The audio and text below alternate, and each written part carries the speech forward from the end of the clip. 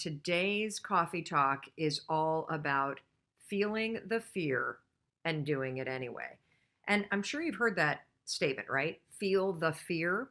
And the thing that I want to talk to you about today is that there is not only a lot of inspiration behind that statement, feel the fear, but there's also a lot of science behind it. And that's what we're going to talk about today. That if you want to get through and break through your fears that are holding you back, you're going to need to learn to feel the fear and do it anyway. Um, Yesterday, I also want to just say that we talked about, oh no, it wasn't yesterday. Was it yes? Did we go live yesterday? I'm having a hard time remembering what's going on in my life because I've been on the road since Sunday. I'm now in Miami. Yesterday, we talked about living your passion, and a lot of you were confused about where to turn in your life if you don't know how to live with more passion. A lot of you keep saying you want to find your passion. And so I want to remind you about the fact that if you missed yesterday's training, it's a really important one about the definition of passion, because passion is something that's in you. It's something that you unlock. It's something that you release. It is not something that you go and find outside of you. It's something you tap into inside of you. If you missed that training, make sure you go to Facebook or go to YouTube, and you can watch that training in full. It's a super, super, super important one. But today we're going to be talking about feel the fear, because what you're going to learn today is that we tend to think about fear as something that's up here, that the fears are all in our heads. Well, the truth is your body feels fear and remembers fear and senses fear way before your mind does. And the reason why I want to talk to you about this is because, as many of you know, we have a brand new audiobook that just launched with Audible Originals. So Audible Originals is an imprint inside of Audible. We are a major partner of Audible's, and we just released a brand new audiobook. It's their #1 new release on Audible, called Take Control of Your Life: How to Silence Fear and Win the Mental Game. And there were some unbelievable things that I learned and that my team learned and that we're now sharing with you in doing that project. So Take Control of Your Life isn't your typical audiobook. It's not me just reading a book that I wrote. What Take Control of Your Life is Take Control of Your Life is a live coaching and takeaway program that's 10 hours long. And so there are 6 people that you meet when you listen to Take Control of Your Life. And they have fears, just like you have fears that are holding them back, just like you have fears that hold you back, fears that impact your life in a negative way. And we go session by session for 6 sessions. You listen to the coaching session, you hear about somebody else's fear, you hear me coaching this person live, and then I spend like 45 minutes unpacking the entire coaching session for you. And on top of it, you guys, there's a 55-page workbook that our team designed that goes along as a companion to this audiobook. And you don't even need to buy the audiobook to get the workbook or to get the takeaways, because I'm giving you the takeaways for free here on our live stream. So if you want the audiobook, just go to melrobbins.com/take control and you can download the audiobook. And what I'm going to talk to you about today is I'm going to talk to you about the session that we did with Heather in Take Control of Your Life. And it's a really incredible session because Heather is held back at work, because what happens is when she has to have a really difficult conversation, when there's something that she wants to talk to her boss about, when there's a conflict with one of her colleagues. You ever have a conflict with your colleagues at work? Ever feel like you work in a toxic work environment? Well, this is something that you need to understand. Sometimes the toxicity in your work environment is about the other people. And sometimes the toxicity in your work environment or in your life environment or your friend environment is about stored memories in your body from your childhood. I know it's crazy stuff, because the saying, feel the fear and do it anyway, it's true, because your body feels situations that set you, that put you in a state of being afraid before your mind catches up and starts thinking about what you're afraid of. And so one of the key takeaways from Take Control, and one of the things that I want to teach you today, is that if you start to tune into your body and you start to notice the signals that your body is sending to you in your day-to-day life, signals like butterflies in your stomach, signals like feeling a rush of energy up to your neck, signals like your armpits sweating, signals like your hands getting sweaty, signals that your body is stepping and noticing a situation that reminds it of your past. Learning how to read those signals that, oh my God, here goes my body. My body is starting to recognize that this is a situation that puts me on edge. Recognizing those signals first and slowing the body response down before your brain starts to go, oh my God, oh my God, oh my God, oh my God, that is a critical skill in taking control of your life. Hey, it's Mel Robbins. I'll get you right back to that video. But first, you got to know I have a 3-part free training program. It's called The Reset. Seriously, it's free. I coach you. Amazing. If you're tired of having self-doubt hold you back, let Mel Robbins inspire and empower you. There's a workbook. It's incredible. The Reset. Write down this URL or hit pause and jump in because the link is in the caption below. All right, you in? Good. I can't wait to see you in The Reset. And now, back to the video. Do you feel like you worry too much? Do you feel like you live in your head too much? Do you wish that your mind was a more positive place? You know, my daughter and I are here in Miami, and I'm just like you. My mind can be my worst enemy. I was laying in bed last night and I had fallen asleep and I kept waking up. And you know what I was thinking about? I was waking up because I could hear people in the hallway kind of coming in from a late night of partying. And you know what the first thing that my mind defaulted to? There being a fire in the hotel. And I started having these visions of my daughter and I going down the stairwell and getting trapped. And then I had visions of us being on the balcony on this room and fire kind of engulfing. And what are we doing? Are we tying a rope? I mean, it's just insanity, absolute insanity. And I used the techniques that I teach you. I went 5, 4, 3, 2, 1. I am not thinking about this. And the thought disappeared because I constantly reset my mindset. And, you know, one of the reasons why I'm telling you this is if you are tired of feeling negative, if you feel often that your own thoughts are the things that trip you up in life, that you wish that your mind were more positive, I'm telling you that I'm the same way. Just because I teach this stuff, just because I study this, just because I do what I do for a living, doesn't make me immune to what it means to be human. And what it means to be human is that your brain and your body want you to survive. Your brain and your body remember situations that scare the daylights out of you. Your brain and your body try to talk you out of anything that makes you feel risky. And your brain, given that it has been trained by situations in the past, and given that you allow it to worry all the time, you have a habit of doing it, if you're not careful and you're not deliberate, your brain will default to scary crap like mine was last night. That doesn't mean you're broken. It means that your brain is thinking something that's broken, and it's time for you to reset your mindset and pull it back.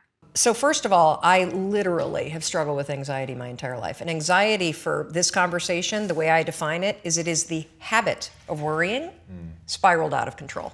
You know, you may say that you are a worrier. That's not true. You have a habit of worrying. A habit is a pattern of behavior or thinking that you repeat without realizing it. So anxiety happens when that pattern of worrying about things spirals out of control, and now it starts to marry and manifest itself with physical sensations too. That's all that it is. I know that I say that's all that it is. Me personally, I struggled with anxiety, I think my entire life. It became quite acute when I was in my late teens and early 20s. I became medicated in the middle of law school. I took Zoloft for 2 decades. When our first daughter was born, who is now 17, the postpartum depression and the cascading panic was so terrible that not only was I medicated and couldn't breastfeed, but I couldn't be left alone with her. Wow. So when I say you can cure yourself of anxiety, I don't say that lightly. 4 years ago, after I had been using the 5-second rule to change my behavior, how I spoke to my husband, how I negotiate in business meetings, how I conduct sales, the kind of parent that I am, my health habits, my eating habits, curbing the drinking, I thought, I wonder if I can use this 5, 4, 3, 2, 1 thing to get control of my thought patterns. Not my behavior patterns, my thought patterns. Yes, you can. Wow. So we're gonna build this conversation because I want to start with something we can all relate to, and that is, how do you stop worrying and how do you stop listening to self-doubt? This is how you're going to do it. So all day long, you're going to have moments where your thoughts drift, and I use that word on purpose because for me, there is a physical sensation when you start to use the 5-second rule and you start to wake up. Not only on time in the morning, but you wake up to your life and the opportunities in your life. Your thoughts drift. Like you'll just be hanging out with your friends and then suddenly you're like, I'm not sure that person likes me anymore. I haven't heard from my kids lately. I wonder if they're dead or, as a check, like you just start worrying about stuff. Why? Because it's a habit. Because when you're not paying attention, your brain shifts from you being a decision maker and paying attention to you just kind of spinning things on autopilot. And one of your habits is worrying. The second you wake up and you notice, holy cow, I'm talking some negative garbage to myself right now. 5, 4, 3, 2, 1. You've just shifted the part of the brain that you're using. You've shifted from the basal ganglia, which is where your habit loops are spinning, and you've awakened your prefrontal cortex. You've also interrupted that pattern. Now what you're going to do, because your mind is actually ready to receive a different thought because of the counting, now you can put in an anchor thought. Like if you have a mantra, if you've got a vision about the way that your business is going to turn out in 5 years, if you just have a thought that makes you really happy and proud, insert that. Now, why does this work? It works because of the counting. And I'm not kidding. We know, based on research, that positive thinking alone, not effective. In some instances, trying to force yourself to think positive can actually make the worries worse. Why? Well, the reason why is because it's really hard to just change the channel. What we have to do first is basically interrupt it and turn off the TV, and then turn it back on with the prefrontal cortex awakened. So the counting is essential. And so you can start using this today. You catch yourself talking garbage to yourself, because we all know if I were to put a speaker on your head and broadcast, you would be sitting here in the audience, you'd be in an insane asylum, because the crap that you say to yourself is insane. And the problem is we listen to it. You'll be in a sales meeting and you'll be undermining yourself. They're not going to buy. Oh my gosh, I'm in trouble. You're not even present. 5, 4, 3, 2, 1. Switch it back. Get back to that vision that you have about toasting your success, or this customer being really happy, or you being proud of yourself. Whatever that vision may be, you can control your thoughts. And this is not just us talking about it. This is a tool that you can use. So let's take it a step further. So worrying, if you let it go unchecked, what will happen is you will get used to worrying. You will get used to living in a state where you're slightly agitated all the time. Let me talk a little bit about agitation. So what we know based on research is that physically, in your body, so physiologically, being excited is the exact same thing as being afraid. Let me say that again because it is so important. In your body, being excited is the exact same thing as being afraid. Your body doesn't know the damn difference. Your heart races, your armpits sweat, you're like, you may get tight in your throat. Your cheeks may get pink like mine do when I get excited. The only difference between excitement and fear is what your brain says. And the problem is, if you have a habit of worrying, guess what you're going to tell yourself is going on? That you're like freaking out. That you're not excited, that something must be wrong. Oh gosh, why would you say something's wrong? Because you got a habit of saying that all the time. Even as I became a speaker for a living, or I'd be on CNN, when I first started doing it, I would be freaking out backstage. But even though, just last week, he's standing backstage, about to go on, 8,000 people, heart races, armpit sweat, my hands get clammy. I'm not nervous though, not at all. I'm excited. And so I developed this technique, and research out of Harvard, not based on my technique, but something very similar, proves that if you basically right before you're about to do something, take a test, run a race, public speaking, a business negotiation, ask somebody to marry you, whatever it may be that gets your heart racing, just do this. Go, I'm excited. I'm excited to give that speech. I'm excited to ask him or her. I'm excited to do this race. I'm excited. Because what happens is you give your brain context, so your brain doesn't escalate the stuff going on in your body. Your brain's not worried. Make sense? Yeah. So you can combine this with the 5-second rule. So we know how to do worrying. You catch your thoughts drift, 5, 4, 3, 2, 1, anchor thought. If you start to feel your heart racing, 5, 4, 3, 2, 1 to awaken the prefrontal cortex, and then start going, I'm really excited to do this. I'm really excited to do this. Another technique that you can use is ask, I think they call it interrogatory questions, where instead of giving yourself a pep talk, say, well, why am I ready to do this? Why am I ready? Because that'll force you to answer the question, which then convinces you. So why am I ready to close this sale?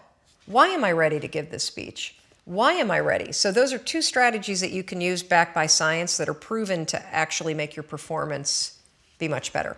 Now let's take it a step further to anxiety. So anxiety is what happens when the habit of worrying spins out of control, your body gets really agitated, and then you allow your mind to escalate it into a full-blown panic attack. So for those of you that have not had the pleasure of having a panic attack, let me explain what it's like. So have you ever been in your car and you're driving down the road and you go to change lanes and all of a sudden there's like, oh my God, there's a car right there, right? And you swerve a little bit and then your heart's like, and you may sweat a little bit and you grip the wheel really tight and you're super locked in on the road ahead of you. But then that car pulls away and the near miss scenario passes and your mind starts going, okay, you're all right now. Right. You're all right now. That's it. That's all. That's what a panic attack is, only it happens while you're standing in front of your coffee pot. Seriously. You have that same, oh my God, way behind that. And your heart's racing, and the problem for your brain is that your brain can't look around and say, holy cow, we almost got hit by a car. Right. Your brain's saying, what the hell is wrong with her? She's making coffee and she's freaking out. And so now your brain has a problem. Because what's your brain's job? It's designed to protect you. So your brain will now do whatever it can to magnify the problem. Remember we talked about the spotlight effect? It'll start telling you all kinds of crazy stuff because it can't figure out contextually what the hell's going on. She's just making coffee, now her heart is racing and she's breathing really. Holy cow, maybe she is having a heart attack. A lot of people that have panic attacks say, I think I'm dying, oh my God, what's happening? Wow. Or you'll see them do the deer in the headlights thing where they got to get out of the room. That is the spotlight effect in your brain, now taking control and magnifying everything to get you out of whatever it was. So here's how you use the 5-second rule. You use it to stabilize your thoughts before the panic escalates. And then what happens is it drifts into worry and then it disappears. Right. So the second you feel worry, you catch it, you train yourself to do that. If you start feeling yourself getting, your heart racing, you can 5, 4, 3, 2, 1 and use the I'm excited, I'm excited. If that doesn't work, literally 5, 4, 3, 2, 1, and just give yourself an anchor thought, literally, of you being okay. In this video, I'm going to show you the specific way that you can use the 5-second rule to stop doubting yourself and worrying so much. Now, a lot of people will tell you, oh, just think positive, or try not to worry. It sounds simple, but it's not easy. And the reason why it's not easy is because it doesn't work. And actually, research shows that when you try to ignore your worries, it can actually make them worse. Look, I understand this topic more than most people because I struggled for decades, not only with worrying and self-doubt, I actually suffered from anxiety and panic attacks for almost 25 years. And in fact, I took Zoloft for 2 decades to control my anxiety. Using the 5-second rule, I've not only been able to stop worrying and doubting myself, I've cured myself of anxiety, and I've been off meds for more than 4 years. I'm panic attack free, and I almost never, ever worry about anything. And you can teach yourself to do the exact same thing using the rule. First, here's what I want you to know. You're not a worrier. A lot of us call ourselves a worrier, right? Oh, I'm a worrier. You're not a worrier. You have a habit of worrying. That's a very big difference. You've allowed your mind to drift and linger on negative thoughts so many times, it's now a pattern of behavior that you repeat and you don't even realize it. And that's actually good news, because that means that you and I can use the science of habits to break the habit of worrying and the habit of doubting yourself. In the language of habit research, the 5-second rule is what psychologists call a starting ritual. It's a tool that you can use that will interrupt the negative thought patterns that are encoded in your brain as habits and trigger positive new thought and behavior patterns. The 5-second rule is shockingly effective because it works with all the latest research about habits. What I've learned using the 5-second rule is that I do in fact have control over what I think. And when you use the 5-second rule, you'll discover that you do too. Here's how you're going to use the rule.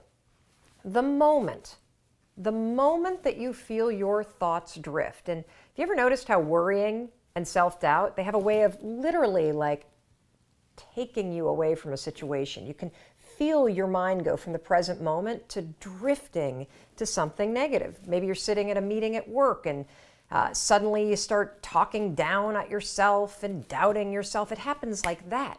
But the moment that you catch yourself do it, that's a moment of tremendous power. You have a decision to make. You can either sit there and listen to the worry and listen to the self-doubt and let it hijack you, or you can make a decision to assert control. That's when you use the rule. You're going to use the countdown trick, 5, 4, 3, 2, 1. It's essential. Counting backwards interrupts the negative thought pattern. It's also going to awaken your prefrontal cortex, which is the part of the brain that you need to override a bad habit and replace your bad habit with a positive new one. So every time you feel your thoughts drift to something negative, or you find yourself worrying about things you can't control, 5, 4, 3, 2, 1, it'll switch the gears in your brain, it'll interrupt the negative thought pattern, it'll activate your prefrontal cortex, and you've just created a starting ritual that will prime your mind to accept a more positive thought. That is how you use the rule to change. Some days you might use the rule 20 times to interrupt your habit of worrying and doubting yourself. You know, I've heard a lot of experts say that fear isn't real. That is such a bunch of baloney. Fear is so real. In fact, there are probably things that you're afraid of doing right now in your life, in your relationships, at work. And the fact that you're afraid, that's robbing you of all of the experiences that you want to have in your life. I mean, if you're afraid to fly, that's going to limit your ability to travel and see the world or go visit friends. If you're afraid of public speaking, that's going to really limit your ability to express yourself and share your ideas. If you're afraid of talking to your boss or asking for a raise, that directly impacts how much money you make. Or what if you are dreaming of starting a business, or you've already started a new business, but you're afraid to talk to people and you're afraid to share your business with people? I mean, fear is something that stops us all. And that's why I'm here to talk to you, because it doesn't have to. Fear is real, but I am going to share a secret weapon that I have used for years to beat every single fear that used to stop me. Now, first, before we get into this secret weapon, I just want to cover a few facts about fear, what it is, what it isn't, and some things that you may not know about fear. So first thing, fear is a physical state in your body that is exactly the same as excitement. Let me say that again. Fear and excitement are the exact same physical state. Your heart races. You might sweat a little bit. You might feel tightening in your chest. You might feel a pit in your stomach. You have a surge of cortisol. It's basically the way that your body goes into a hyper-aware state because it's readying for action. Now, what's the difference between fear and excitement? Really simple. The only difference between fear and excitement is what your brain is doing as your body is all agitated. If you're excited, your brain's going, oh, wow, this is going to be so cool to ride this roller coaster. If you're Afraid, your brain's going, no way, there's no way I'm doing that, this is dangerous, get out of there, don't do that. It's saying something different. So what's critical about understanding this is that we're going to use the fact that your mind is either working for you for excitement or against you with fear to your advantage. And I'll tell you about it in just a minute, how you're going to do that. Second thing I want you to understand is that you may have heard the advice, feel the fear and do it anyway. You may have heard the advice, oh, just try to calm down. Think positive thoughts. It doesn't work, does it? And there's a reason why it doesn't work. So let's go back to fact number one. When you're afraid, your body's in a state of arousal and agitation, and your heart is racing, and you're all like amped up, and you're hyper aware of what's going on, and you're freaking out a little bit. What is it like when you're calm? You just kind of chill, right? You got like this low arousal state. Very, very difficult to go from a state of agitation and being all jacked up and excited and weirded out and to a kind of state. It doesn't work. It's like trying to stop a train by throwing a boulder on the tracks. It's going to make the train jump off the tracks. It's going to cause a disaster. In fact, they've proven in research that when you try to ignore your fears, it actually makes them worse. And they've also proven in research that positive thinking alone also can make your fears worse. So, what do you do? What do you do when you're about to go talk to your boss and you feel afraid? What do you do when you have to get on a plane and you're actually terrified of flying? What do you do if you got to give a presentation and you are afraid of public speaking? Here's what you're going to do. You're going to use a strategy, the same one that I use, that has helped me beat every single fear and turned me into somebody that is terrific when it comes to a high-stress situation. This is how you do it. You're going to use my 5-second rule in combination with what I call an anchor thought, and that is going to reframe what your mind is doing so that your mind goes from feeling agitation and making you afraid to reframing it from agitation to excitement. It works like magic. Now, I have used this technique for years, literally for years. And one of the ways that I want to introduce you to it is I want to take you backstage. I want to take you backstage to a speech that I delivered this year. And what you're going to see is you're going to see me behind, the major set. I'm about to walk out. You can kind of hear the crowd roaring. My introductory video is playing. My body is in a state of arousal. I am literally, my heart is racing, my arms are sweating. It's like you're going to see this. I'm going to tell you about it. And you're going to watch me use this same technique I'm going to teach you to reframe my nerves into excitement. Check this out. All right, I'm about to go on stage. There are 7,000 people out there, and it's so exciting because what they don't know is they're about to learn the 5-second rule, and their lives will never be the same again. Now, I gotta tell you, my heart is racing, my armpits are sweating. I have the exact same physiological feeling as when I'm afraid, but I'm not afraid. I'm excited. Excitement and fear is the exact same thing in your body. It's just what your brain calls it. Here's a trick that's proven by science that I use every time I speak. When I start to sweat, when I start to have butterflies, when I start to have my heart race, I say, I'm excited. I'm excited to get out there. I'm excited to talk to these people. I'm excited to share the 5-second rule. And what that does is it sends a message to my brain that tells my brain why my body's all agitated and excited. And that way, I don't feel afraid. Remember, excitement and fear, exact same thing in your body. The only difference is what your brain calls it. Go get them. Now, I want to give you one more example, just to make sure that you really get how you can use this. So a lot of you have written to me about your fear of flying, and I can really relate to that fear because I used to have the exact same fear. But I use this same strategy to conquer it. Here's how you're going to do it. So first things first, if you've got to do something that really makes you nervous or that you're afraid to do, before you're about to do it, come up with an anchor thought. What's an anchor thought?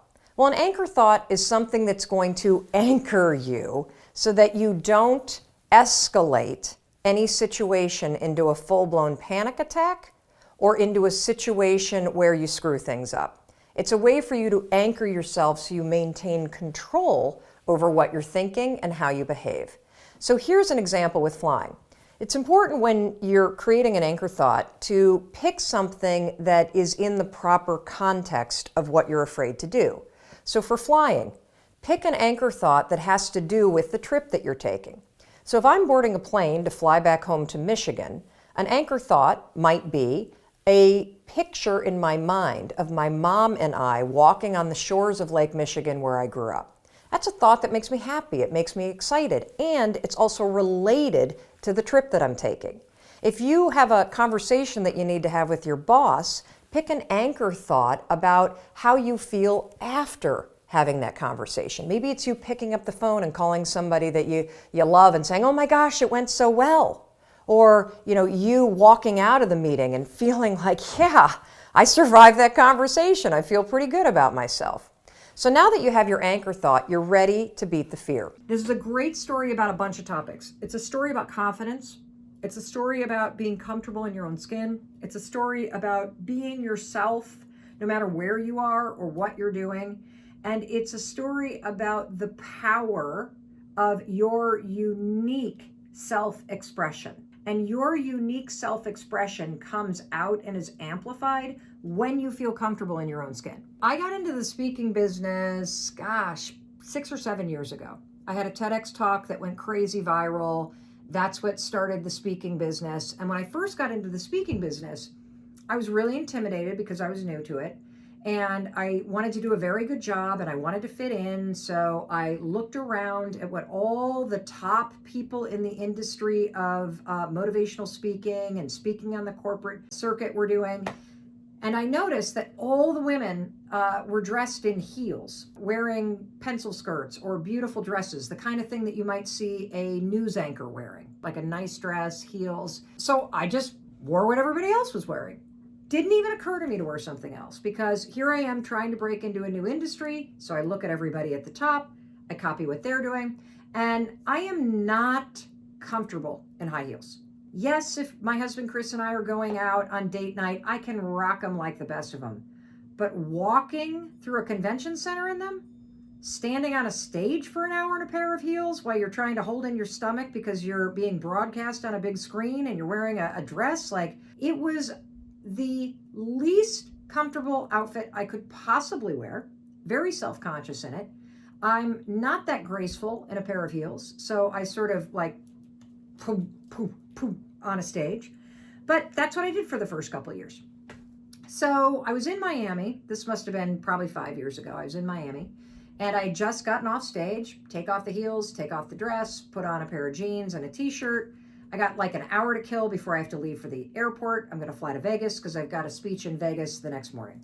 So I'm walking down Collins Ave in South Beach in Miami. And I walk past this store. Unfortunately, it's not there anymore. I loved this store.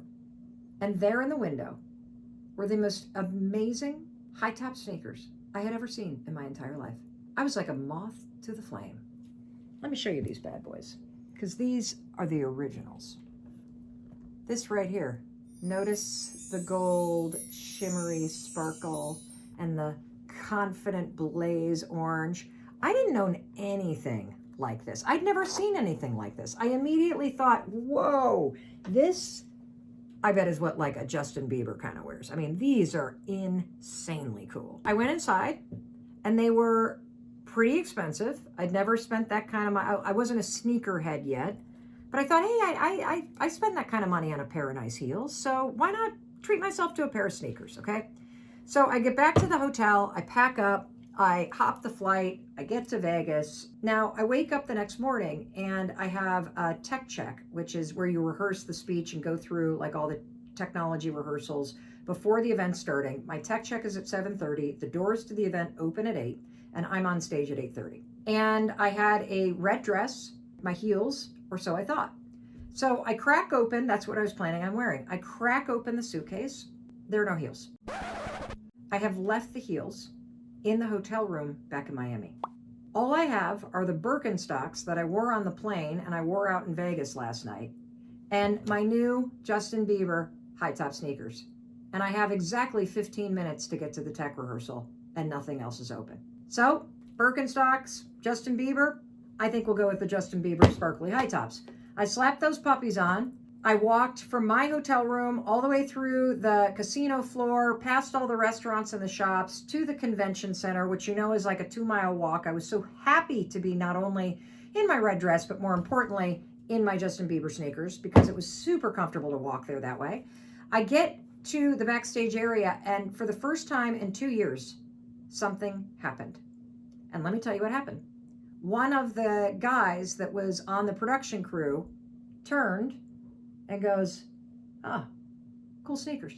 That was like the first time somebody in production had really acknowledged me for something other than the job in 2 years. So I was like, huh. And as I started walking toward the backstage area, everybody I passed, "Cool kicks. Oh, those are cool. Oh, those are cool." And I'm like, this is wild. Nobody's ever complimented on like, this is, people are. And so I did the tech rehearsal, and then this was the moment of truth. When I walked out onto that stage, it was at the MGM Arena, and there were like 5,000 real estate agents in the audience. I was there to deliver a speech for RE/MAX. It was the first time I'd ever walked on a stage where I actually felt like myself. It was also the first time that I felt the audience kind of lean forward and go, "Oh, she seems kind of cool." But when you walk onto a stage in heels and a dress, you're like the authority, and you're on a stage and you're talking at people. There's something about walking onto a stage or walking through life and having something fun that you're wearing that makes you relatable and interesting and real. And from that moment forward, I have never not worn sparkly sneakers for work. I wore them every day on my daytime talk show. I'm embarrassed to tell you that I probably have 20 pairs of these. I love, this is my favorite, these are my favorite, well, these are my favorite because these are the originals, but I would say these are my second favorite because I like the low top and I love the blue. I love these, which have a big silver kind of thing. These are super comfortable. And I've got a bunch of these, and these did not even come with sparkles. So I literally bought Swarovski crystals or whatever the hell they're called and got a glue gun out and put them on myself. If you're looking for sparkly sneakers, there's all kinds of them out there these days. It's the coolest thing in the world. Bedazzled sneakers are a thing. Whether you go to DSW or Nordstrom's or Zappos or anywhere, you can find them. And so the moral of the story, the secret to confidence is being comfortable in your own skin. And the secret to being relatable and likable is being yourself and being comfortable in your own skin. And so whatever it is that gives you a little flair, whether it's a little pin on your jacket or a little flower in your pocket or sparkles on your sneakers or cool specs, you gotta find the confidence to bring that to the way that you go through life, because there's something unique about you. And when you settle into what is really an expression for you, you feel comfortable in your own skin. And that's the greatest feeling in the world. What is one thing that you know that you need to do, that when you think about doing it, and a lot of times it's a conversation, when you think about doing it, you get a pit in your stomach? I want you to write in the comments, what is that thing that you are afraid to do? You know you should do it. It's probably a conversation. And, oh, here we go. My 29-year-old son came home. He's living with us temporarily. He's bringing women home late night from the bars. He's a lot like his father, so very confrontational. Having that conversation gives you a pit. Starting writing my book, having a conversation with my coach, leaving my home, driving, asking for my raise that I'm worth, quitting my job, calling that prospect in my business, paying my taxes, paying my bills, working out in front of other people, doing a presentation. These are all driving to another state in busy traffic, reaching out to new clients. Excellent. Opening up a business. So as you think about this thing that you want, what immediately happens is you feel a pit in your stomach. That's what happens before your mind even goes, oh, I'm scared to call prospects. Oh, I'm scared to leave a secure job. Oh, I'm scared to write this new script. Oh, I'm scared to lose weight. I'm scared to address the issues in my marriage. I'm scared to talk to my husband about money. I'm scared to stand up for myself. I'm scared to act as I feel I should because I'm scared about the negative consequences. Your brain doesn't even process it yet. What happens is you have an idea about this thing that you know you need to do, and you immediately feel a pit in your stomach, or you feel your chest tighten, or you feel energy rise up into your neck, right? Your body is feeling the fear first. And believe it or not, part of the self awareness and self mastery and the ability to move your life forward is not only in 5, 4, 3, 2, 1, finding the instant motivation and courage to push yourself forward, but the true liberation and freedom is going to come when you start to understand the body signals that got programmed a long time ago in your body that are holding you back, and learning how in those moments when you get a pit in your stomach to recognize it and slow the body sensations down and then move forward before your mind starts talking you out of it. So a lot of what happens for us is you had situations when you were a kid, maybe your mom or your dad were really intense. Maybe you grew up in a very competitive household. Maybe you were the kind of kid that things were better in your house when you were seen but not heard. And your body remembers it. Your body remembers situations when your parents were yelling because as a kid it feels traumatic. Your body remembers situations where in a classroom you were nervous or afraid to be called out or be seen. Your body remembers moments when you were embarrassed. And so what's interesting is that um, your body will now face any situation where you're about to be seen or you're about to speak up or you're about to do something where you're facing uncertainty or you're about to face judgment. And your body remembers those situations and it starts to get nervous or agitated or on edge because it knows, oh my God, you're about to do something that's going to expose you. And your body wants to keep you safe.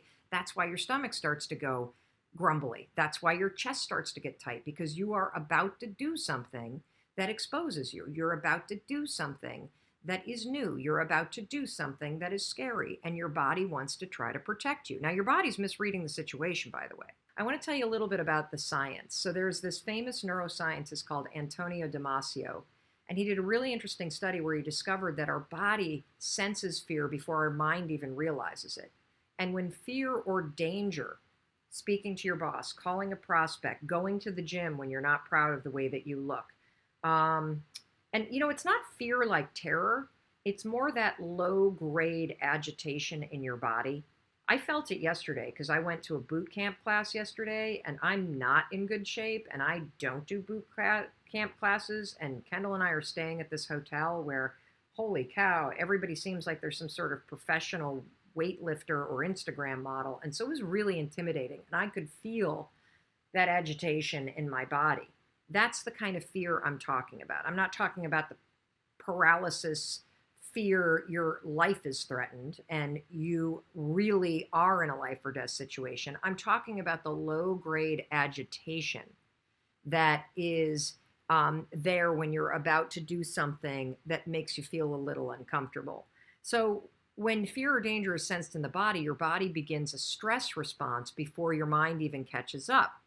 And if you want to take control of your life, you got to take control of that physical state. And it starts with catching these moments, everyone, when you start to feel it. Okay. And so for some of you, it may be a pit in the stomach. For some of you, it may be tightening in the chest. For Heather, who was one of the people I coached in Take Control, it was this massive wave of heat that went into her chest, tightness, a rash, and then she could start to feel that she was crying. You need to understand how do you react to situations that make you nervous. Write it in the comments. Write it in the comments. Is it a tightness in your stomach? Is it a tightness in your chest? Is it a deep, tense breathing? Is it a rash? Do your thoughts race? What is it that happens to you when you think about going in and talking to your boss about a raise? What is it that happens to you when you think about picking up the phone and calling a prospect in your business? Here's tightness in the chest, crying, shallow breathing. The heat wave comes on. My thoughts start to race. My tummy gets upset. Excellent, excellent. These are all physiological responses of your body getting in a state where it's about to pay attention. It doesn't mean that anything's going to go wrong. The problem is when you feel that chest, sweat, stomach drop, the shutting down, the nervous belly, when you feel that, you immediately assume something is wrong, and you have trained yourself to do one of two things: shut up or don't show up. That's it. That's it. And what we want you to do is, I want you, when that happens, what I want you to do is go, oh, here's my body. Here's my body sensing something. Just call it out for what it is. And then I want you to slow your body down. I want you to take, and look, here's Ro the realtor. I used the 5-second rule to ask for a better commission split, and I got it. Good. Because here's the other interesting piece of science. You know that wave that you feel, or your tongue gets numb, or you get tightness in your cheeks, or you freeze? You know when that happens? Based on the science, there is only a 90-second chemical release in your body. It's called the 90-second rule. When your body stomach starts to flutter, when your heart starts to race, when you feel this feeling of fear that you have that's unique to you, based on the science, there's a 90-second rule, and all of the chemical release that's happening, because your body is going into a state of being alert, it only sticks around for 90 seconds. As long as you don't let your thoughts race. If your thoughts start to race, you'll start to agitate the situation. I'm going to be talking to you about the connection between worrying and anxiety, and how it is critical if you want to quiet your anxiety, if you want to stop worrying, if you want to get control over what you're thinking about. It's going to begin with a habit that you have, that somebody else trained you, that you've gotten really good at this habit. And you know what the habit is? It's the habit of worrying. We all do it. We're all guilty of it. We're all guilty of, sorry, let me just move that a little bit. We're all guilty of worrying about things that are beyond our control, worrying about things that doesn't matter, worrying about things that we shouldn't care about. Sorry, I've got the streaming lights anymore. Hold on, let me just ask Mandy a question.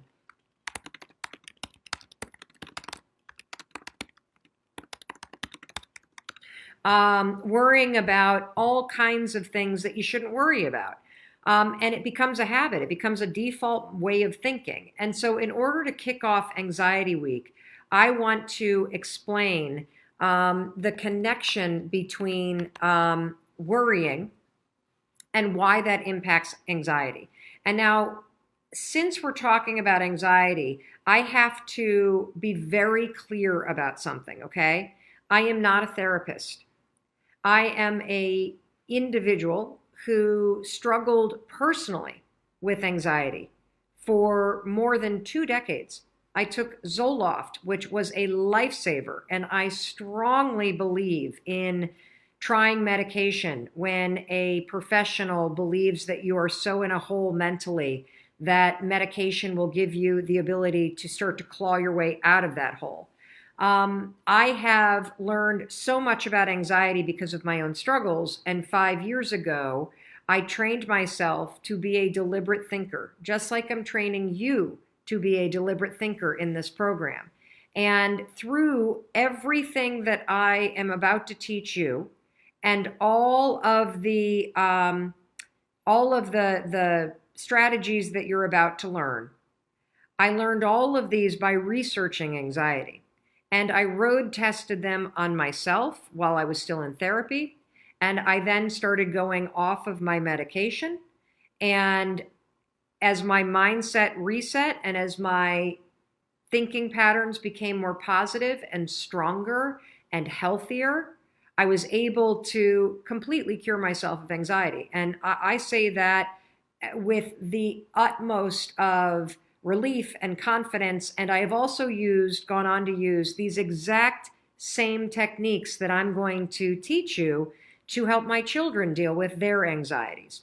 I've written extensively about anxiety in the 5-Second Rule book, which is right behind me. We've sold almost 1 million copies of that book. It is the #1 self-published audiobook in the history of Audible. I'm so proud of it. And I speak at length about anxiety and using the 5-second rule to cure yourself of anxiety. Okay? But I need to make it very clear that these training sessions are in no way a substitute for getting professional help. If you have the kind of clinical anxiety or you suffer from an anxiety disorder, it is paramount that you seek professional help from a therapist one-on-one, that you try remarkable therapies. I'm going to say it wrong, but it's EDRM or ERDM, which is the rapid eye movement therapy, incredibly helpful. And so don't be a hero. Don't go off your meds cold. Don't quit therapy because you think that this live training program is the answer. This live training program is a step. And this live training program for the next week in particular, while we talk about anxiety, you're going to be introduced to tools that are grounded in research and tools that have worked for millions of people and tools that you can take back to your therapist or take back to whatever counseling you get to help you become a deliberate thinker, which will help you quiet your anxiety, get control of it, and then ultimately cure it with the help of a professional if you have an anxiety disorder. So that said, please, please, please listen to everything that I'm about to tell you and try it, okay? Please try it because this stuff works if you practice it. And again, quieting anxiety, it's not an event. It's not a one and done. This is a process that you are going to repeat over and over and over again because the connection between anxiety and your mindset begins with your habit of worrying. We have a question from Twitter. Is worrying the same as overthinking? If you're overthinking about positive stuff and keeping yourself in an excited state, no, it's not. If you're overthinking and the overthinking is you spinning scenarios in your mind that are negative, yes. Overthinking is another word when it's negative for worrying on overdrive. It means that you worry in loops and you keep repeating the worry over and over and over as if you were washing the same load of laundry over and over and over again. And so we're starting with the habit of worrying about things that don't matter, worrying about things that you can't control, worrying about things that haven't happened yet, worrying about things that are far off in the future.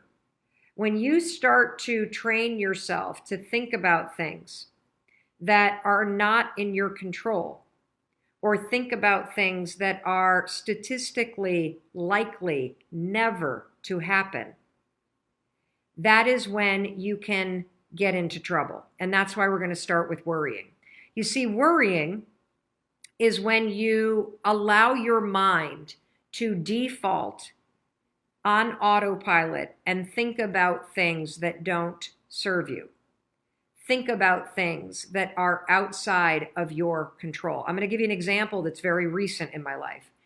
So I don't know, there were a bunch of you that noticed in the live streams that were on January 6th and January 7th, and I think January 5th. Many of you noticed that I had a lot of discoloration on my neck and I had what appeared to be a lump. And my own dermatologist pointed it out to me that I had a lump that was kind of like right here. Now, the second that somebody says lump, what are your thoughts default to automatically? The second somebody says you got a lump on your neck, cancer, of course. I've got some sort of disease that's going to kill me. And so what do I do when my thoughts go there? Well, then I start touching it and I start poking at it and I start pinching at it. And then I start asking everybody, do you see this lump on my neck? And asking people if they see a lump, that's a proactive action. That's a good idea. But the bad thing to do is to let your thoughts then default to thinking that you have cancer, to thinking that there's something wrong, to thinking that you're going to die, to thinking that this is going to be a major problem, to thinking that there's an emergency right now. And the problem with allowing your thoughts to go that way is because when you start to think about things, first of all, it's outside of my control if this is cancer or not. It's outside of my control right now if this is going to kill me. It's outside of my control right now whether or not a week from now when I go see my doctor, they're going to diagnose what is in my neck. Full disclosure, I saw my doctor. There's nothing wrong with me, okay? So if you allow your thoughts to constantly drift to the worst case scenario, what's going to happen as your thoughts spiral is your body is going to pick up on the fact that your thoughts are negative. Your body's going to pick up on the fact that your brain is worried.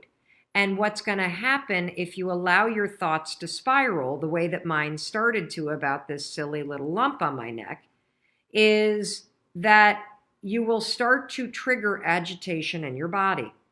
So when you start thinking negative things up here, you're going to start feeling negative things in here. You might feel a pit in your stomach. You might actually start to sweat. Your heart might start to race. Your throat might get tight. Your hands might get clammy. These are all telltale signs that you have now crossed from simply worrying in your mind to feeling physical agitation, which is anxiety.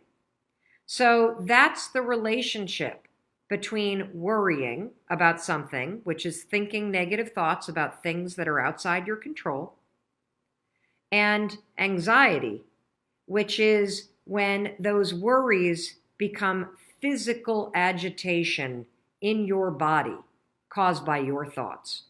That's it. And so it's critical for you, if you have anxiety, if your kids have anxiety, if you're a chronic worrier, if you lay awake at night thinking about all these things that you need to do, we're going to go through all of this and all kinds of things that you can do to start to address this. It is critical that you understand that there is a connection between the day-to-day anxiety that many of you feel. We're not talking about anxiety disorders here. We're talking about the day-to-day anxiety that you feel that is triggered by the worries in your own head, that is triggered by the overwhelm that you feel in your life. This is anxiety that you can quiet. This is anxiety that you can get control of, because this form of anxiety is all triggered by your habit of worrying about things beyond your control. Worrying about whether or not your boss is going to snap at you. Worrying about whether or not your spouse is going to be in a bad mood when you walk in. Worrying about things that you can't necessarily control. And so here's the thing that you want to do. When you have a worry, for example, being worried about a lump in your neck is a good thing,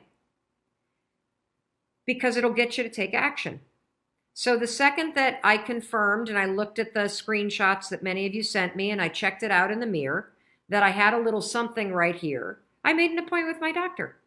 And then you know what I did for the rest of the week? I practiced the tools that we've already covered in videos 1 through 11. I practiced the tools of autopilot versus deliberate thinking. You see, you worry when you're on autopilot. When you direct your thoughts and you're deliberate, you're now in control of what you're doing. And if you don't know what I'm talking about, go to Mindset Reset, the playlist on YouTube, on our YouTube channel. And on video number 2 is all about autopilot versus deliberate thinking. So I would catch myself when I'd start to think about the lump. And I would go, nope, I'm not going to worry about that because I can't control it. I'll find out on my doctor's appointment if there's anything that I need to be concerned about. Until then, I'm going to not think about that. I'm going to think about this. And so day 4, when we talked about thinking this and not that, so this is video number 4, I used those tools all this week, everybody, in order to make sure that I didn't allow my habit of worrying about some lump on my neck turn into anxiety that I started to feel in my body. Does this make sense? Give me a thumbs up if this is making sense. And by directing my thoughts, so whenever I'd start to think, oh, there's that lump, and I'd start to touch it again, which of course makes it bigger, I would go, wait a minute, hold on, nope, I'm not going to think about this. I'm not going to worry about this. I'm going to be deliberate, and I'm going to think that I'm okay. And I started to train myself to go, I'm not going to worry about it until I have something to worry about. I'm going to make a doctor's appointment, and I will worry about it when there's something to worry about it. But for now, I'm just going to assume that it's totally fine, that there's nothing there, that maybe it's an insect bite or something like that that's gotten inflamed, and that's that. And you know what? It works. It works. And let's say that when I went to my doctor's appointment on Thursday, I got a bad diagnosis. Well, guess what? Then there are decisions to make. Then there are things to be concerned about. I still am going to have to manage my worries, because if I start to allow myself to get anxious about a negative situation, I'm going to make it worse for myself. Okay? Your anxiety and your worrying doesn't change the things you need to do to address any problem in your life or potential problem. But worrying and causing yourself anxiety will make the potential problem worse, because you are going to make yourself feel worse.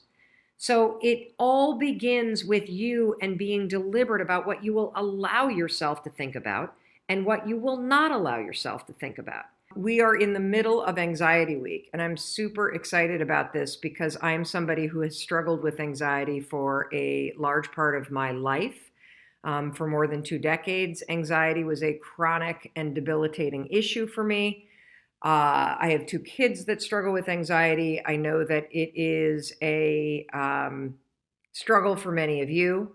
There's a documented rise in anxiety, and so we are spending an entire week talking about tools that you can use to understand anxiety, to break apart the thinking habits in your mind, to catch the triggers, and that's what we're talking about today, the triggers that are triggering you to feel anxious before you even realize that it's starting, and what you can do with science, particularly something called anchor thoughts, to quiet your mind, to settle your body, to stop the agitation, and to get control in a moment where normally you would spin out of control.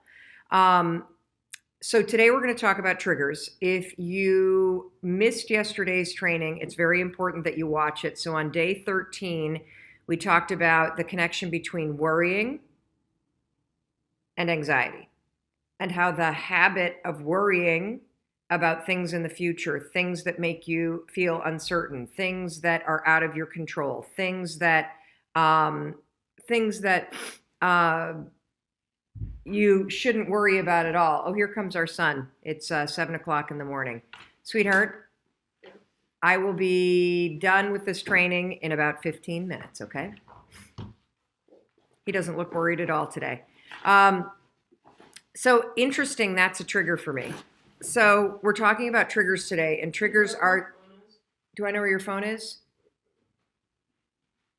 It's in the pocket of my coat that I wore when I tucked you in last night. I'm single parenting it today, so thank you for your patience with the the fact that I needed to help Oakley along. I got to get him to school this morning before I catch a flight to San Francisco. That's a trigger for me, that when something unexpected happens when I'm on a live stream, my stomach immediately gets tight. My thoughts don't go, uh-oh, just yet. My body tenses up. And triggers are a very important thing for you to bring out of the woodwork. And the reason why is there are things that happen to you all day long that trigger tense feelings in your body, that trigger your body to remember situations from your childhood that made you feel out of control or anxious or unsafe. It's things that happen that trigger you to start bracing yourself. And so one of the things that we're going to do, now that we've already talked about worrying, and we've talked about the connection between worrying and anxiety, and we've talked about the fact that worrying becomes a habit, and it's a habit that you need to break. And if you haven't watched that training, just go to YouTube. It's video number 13, and it's all about the connection between worrying and anxiety. Today, we're going to go a little deeper. So yesterday I asked you to go through your day and start to notice the things that you worry about. And many of you wrote to us and said that the list was long, and even seeing the list was overwhelming. That's totally okay. We got to get this stuff out of the dark in order to help you fix it and solve the habit of worrying and teach yourself how to be a much more deliberate thinker. Today, let's go a little bit deeper because we did get a question. Danielle, could you put the questions in the text chain, because I could not pull up the email this morning that had the production sheet. We got an email, or excuse me, a comment that was all about worrying yesterday, and I'm not going to remember it directly, but I can paraphrase it. Oh, here it is. Mary Carmen Gamero. That's Mary Carmen Gamero. I'm sorry, I'm so all over the place this morning. Thank you for your patience. It's a crazy morning before I have to get on a plane to San Francisco, and I'm doing this alone, and I'm a little overwhelmed because the kids are starting to get up. But I'm not going to worry about that. I'm just going to keep on going. Yes, here it is. Thank you. Martha Lester Smith. This all makes so much sense to me, but I'm struggling with catching myself in the moment and redirecting. I can often look back and see where and when my mind went to the negative, to the worry, but I don't catch myself in the moment. Any suggestions? Martha, that's not uncommon, because the thought pattern of drifting to the future and starting to ruminate and worry about something that's outside of your control or that doesn't matter right now, or an issue or worrying is not going to make an impact. It's such a habit that most of us aren't even aware when our minds are doing it. So this is going to be a new skill. Have patience with yourself. The reason why we're talking about triggers today is because if you have trouble catching yourself in the moment, one of the most effective things that you can do is you can do an audit of your day, and you can identify all of the situations, the people, and the time of days or experiences that you have that trigger you to feel uneasy, or that trigger you to start to worry, or that trigger you to brace yourself. And by going through your day and doing an audit and identifying those moments or times a day where you're tense, or where you're on edge, or where you anticipate that bad things are going to happen, or it's something that you worry about, knowing the triggers in advance gives you a tremendous amount of power, because it allows you to pre-plan what you're going to do in response to that trigger. So let me give you an example. I want you today, here's your homework, to go through your day, and I want you to go step by step by step from the moment you wake up. When are the moments that you worry? What are the situations that you're in throughout your day that trigger you to be tense? And after you go from the moment you wake up to the moment you get into your bed, the next thing you're going to do is you're going to go and identify, are there people in your life that trigger you to worry? So, for example, when you wake up, are worries the first thing on your mind? Does just waking up and thinking about your day trigger worry? If so, write about it. Does walking into the kitchen and eating breakfast trigger worry? Are you starting a new eating plan and it's overwhelming and you're doubting yourself? Does the idea of getting out of the house, this was one that was surprising to me, because I don't have this one right now, but in reading so many comments from you as you've been sharing your worries and sharing the things that you struggle with, just getting out of the house is a cause of major distress for many of you. And if that's you, give me a thumbs up or give us a heart so people know that they're not alone.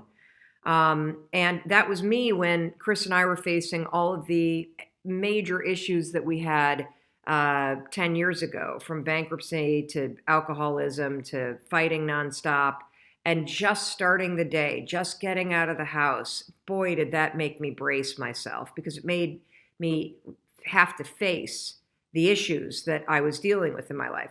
Does walking into work cause it for you? Does figuring out what you're going to eat for lunch? Does having to make cold calls? Does the work itself that you have to do in your job, your side hustle, your passion project, the book you need to write, does that create worry and anxiety for you? Does heading home from work create? Does being in the school pickup line and being worried about what your kid, like, there are so many moments in your day. A humongous trigger for people is 5 o'clock at night. 5 o'clock at night, when the lights start to get dark, major trigger. And the reason why is many of you grew up in households where there was abuse, you witnessed abuse, you had a parent that was an alcoholic, you had all kinds of tension in your house. And at 5 o'clock, what happens is the light starts to change and people start to come home. People start to drink. And that can be a major, major trigger for people. Major, because your body remembers what it was like to be a kid in a household when an alcoholic parent came home. And so your nervous system, believe it or not, is triggered by the time of day and the light changing and the fact that maybe you're with somebody or you live with somebody that comes home and has a drink. And that gets your mind to go. And so today, all I want you to do is I want you to identify the triggers. And here's why. When we pull the triggers out of the dark, we can teach you how to put a plan in place to respond to them so that you're not triggered and going into autopilot and starting to worry and feel anxious and having no control or idea why. Okay. And we got to break these all apart. So I'm very open about the fact that I struggled with anxiety for a long time. Yeah. And what's interesting about anxiety is that, I'm now talking to you from the perspective of being 53 years old. I was like really fucked up. And by fucked up, I mean, not that I was like stealing cars or breaking laws or doing anything like that, but I was not comfortable in my own body. And the way that I would describe it is, I think from that moment, literally, that moment in fourth grade that I just shared with you, it makes me really sad to think about the fact that I was just a fourth grader that had had a traumatic experience. I didn't know, but my nervous system remembered. And so anytime I went to bed, I woke up the next morning with the sensation in my body that something was wrong. And any pattern of behavior or thinking that you start to repeat becomes a habit. Habits are just patterns. That's all that they are. And so I had a life experience because of one incident where I would wake up every single morning and feel like something was wrong and I couldn't put my finger on it. And the more that you wake up and think something's wrong, the more your brain is going to find reasons why something might be wrong. And so I developed this sort of chronic state of feeling on alert, feeling this sense that I got to be aware. Fight or flight. Yes, yeah. Yes. My, in clinical terms, my sympathetic nervous system got switched on and I had no idea how to turn it off. And if you don't know how to calm your nervous system down, to flip off the sympathetic nervous system and flip on the parasympathetic nervous system, which is your calm, grounded, resting nervous system, you will forever struggle with focus, with being present, with the ability to think clearly and make good decisions. You will constantly talk about the fact that you feel anxious, and that comes from your nervous system always being on edge and being in fight or flight. I didn't know any of this. I was just a nervous kid with a nervous stomach. Every camp that I went to, I got sent home because I was too homesick. Oh, yeah. I mean, you know how homesick you have to be for trained counselors to actually call your parents and go, we got a problem here. She can't stay here. Like, she is out of her mind. When you say out of your mind, what are the physical symptoms or verbal symptoms of that? Oh my gosh. Complete disassociation. So I would be at camp, like literally sixth grade camp. So at the end of sixth grade year, and I feel bad for little Mel Robbins. I feel bad for her because, here's this experience, sixth grade camp, where the entire school for 4 nights goes away to a camp, just the sixth grade. It's supposed to be the culmination of your sixth grade year. And I am so freaked out that something bad is going to happen, that I, of course, escalate things in my own mind. I don't even feel like I'm at camp. I feel like I'm walking on a movie set. I don't feel like I'm on Earth. I feel like I'm on a spaceship somewhere looking down all the time. I feel like I might throw up because my stomach is rattled, because when you're anxious and you can't focus your thoughts, you tend to not eat. And so that, of course, upsets your stomach. It's not that something bad's going to happen. It's that you're screwing up the chemistry in your stomach by not eating because you're so nervous, which only makes it worse. And as your mind is scrambling, thinking something bad is going to happen, and then your stomach is hurting, then you start to think, oh my God, I'm going to throw up. And then you start to think, well, if I throw up, something bad's going to happen. And then the kids are going to laugh. And like, it just becomes this spiral train wreck. And that is the state that I lived in. And so, you learn how to cope. It becomes your new normal. But that was basically my life, constantly feeling like something bad was going to happen, constantly feeling like I wasn't really present, constantly lying or fibbing about how I felt or what I was thinking because I didn't want people to judge me. I mean, it's awful. And then you come through college and you've got to make that choice in life as to which direction you're going to go in. It seems quite... Choice. I love the choice, yeah. Yeah, well, it is. Well, how would you define it? Panic. Panic, yeah. Yeah, because I didn't know what I wanted to do. Yeah. Because I had only ever lived in survival mode. So did you not take a pause to decide to sort of listen Take a pause? who you were and what your calling was? And Take a pause. When you have anxiety, your whole mode of living is, if I'm on the move, no one can catch me. If I am on the run, I'm safe. And so what's interesting is that I think the only time in my life that I have actually slowed down was during the pandemic. Does that sound familiar? Yeah, of course. Yeah. You had no choice. Yeah. And one of the hardest things, which became one of the greatest realizations, is truly coming face to face with myself and realizing that even though I have done all this work to heal trauma, even though I have done extraordinary things in terms of my own thinking patterns, that there was a level to which I was still on the run, that I was darting off to a coffee shop or darting off to Target or darting off to an airplane. And all of this racing around kept me from having to truly stop and stand with the woman in the mirror and just be still and figure out, well, what do I really want? How do I really want to feel? I haven't lost anybody that I love. So I would not say what I'm about to say if somebody that I loved had died in this pandemic. But I have found the great pause that the last 2 months have forced me to take to be the greatest gift that I have received in the last decade. My kids have been home. I have been off the road. I have been forced to slow down. I have been reminded of what actually matters: your health, your family, your friends, what you're doing to take care of your mind and your body and your spirit, and making sure that you do something with the time that you have that you really, really enjoy.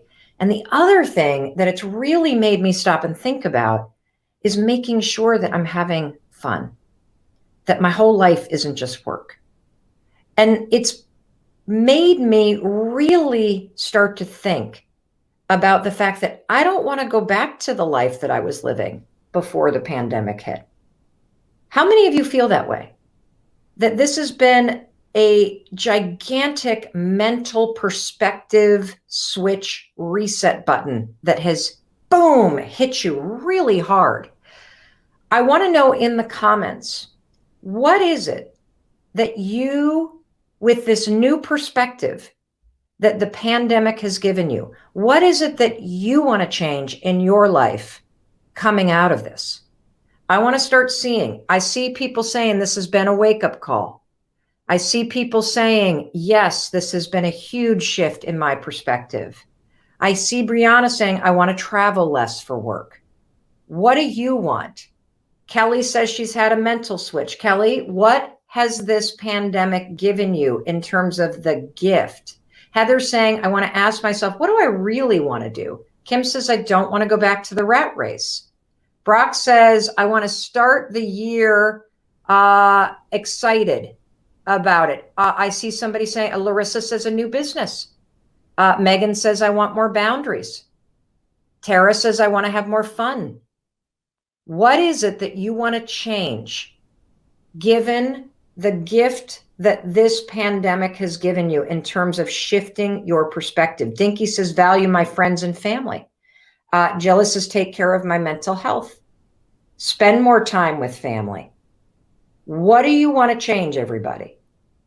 Seriously, what do you want to change about your life? Is it a relationship?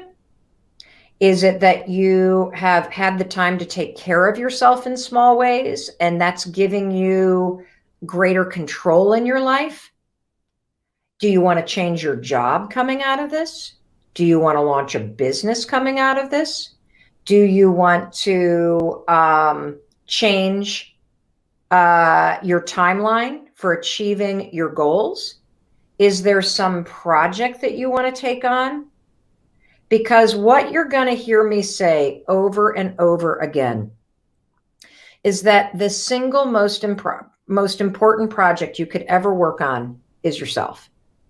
And the greatest gift that any challenge will ever give you is a perspective shift and the realization that you can face hard things, that you can survive hard things, and that in learning more deeply about yourself and about what you value through the challenges in life, you are going to be handed a moment where you can make a decision.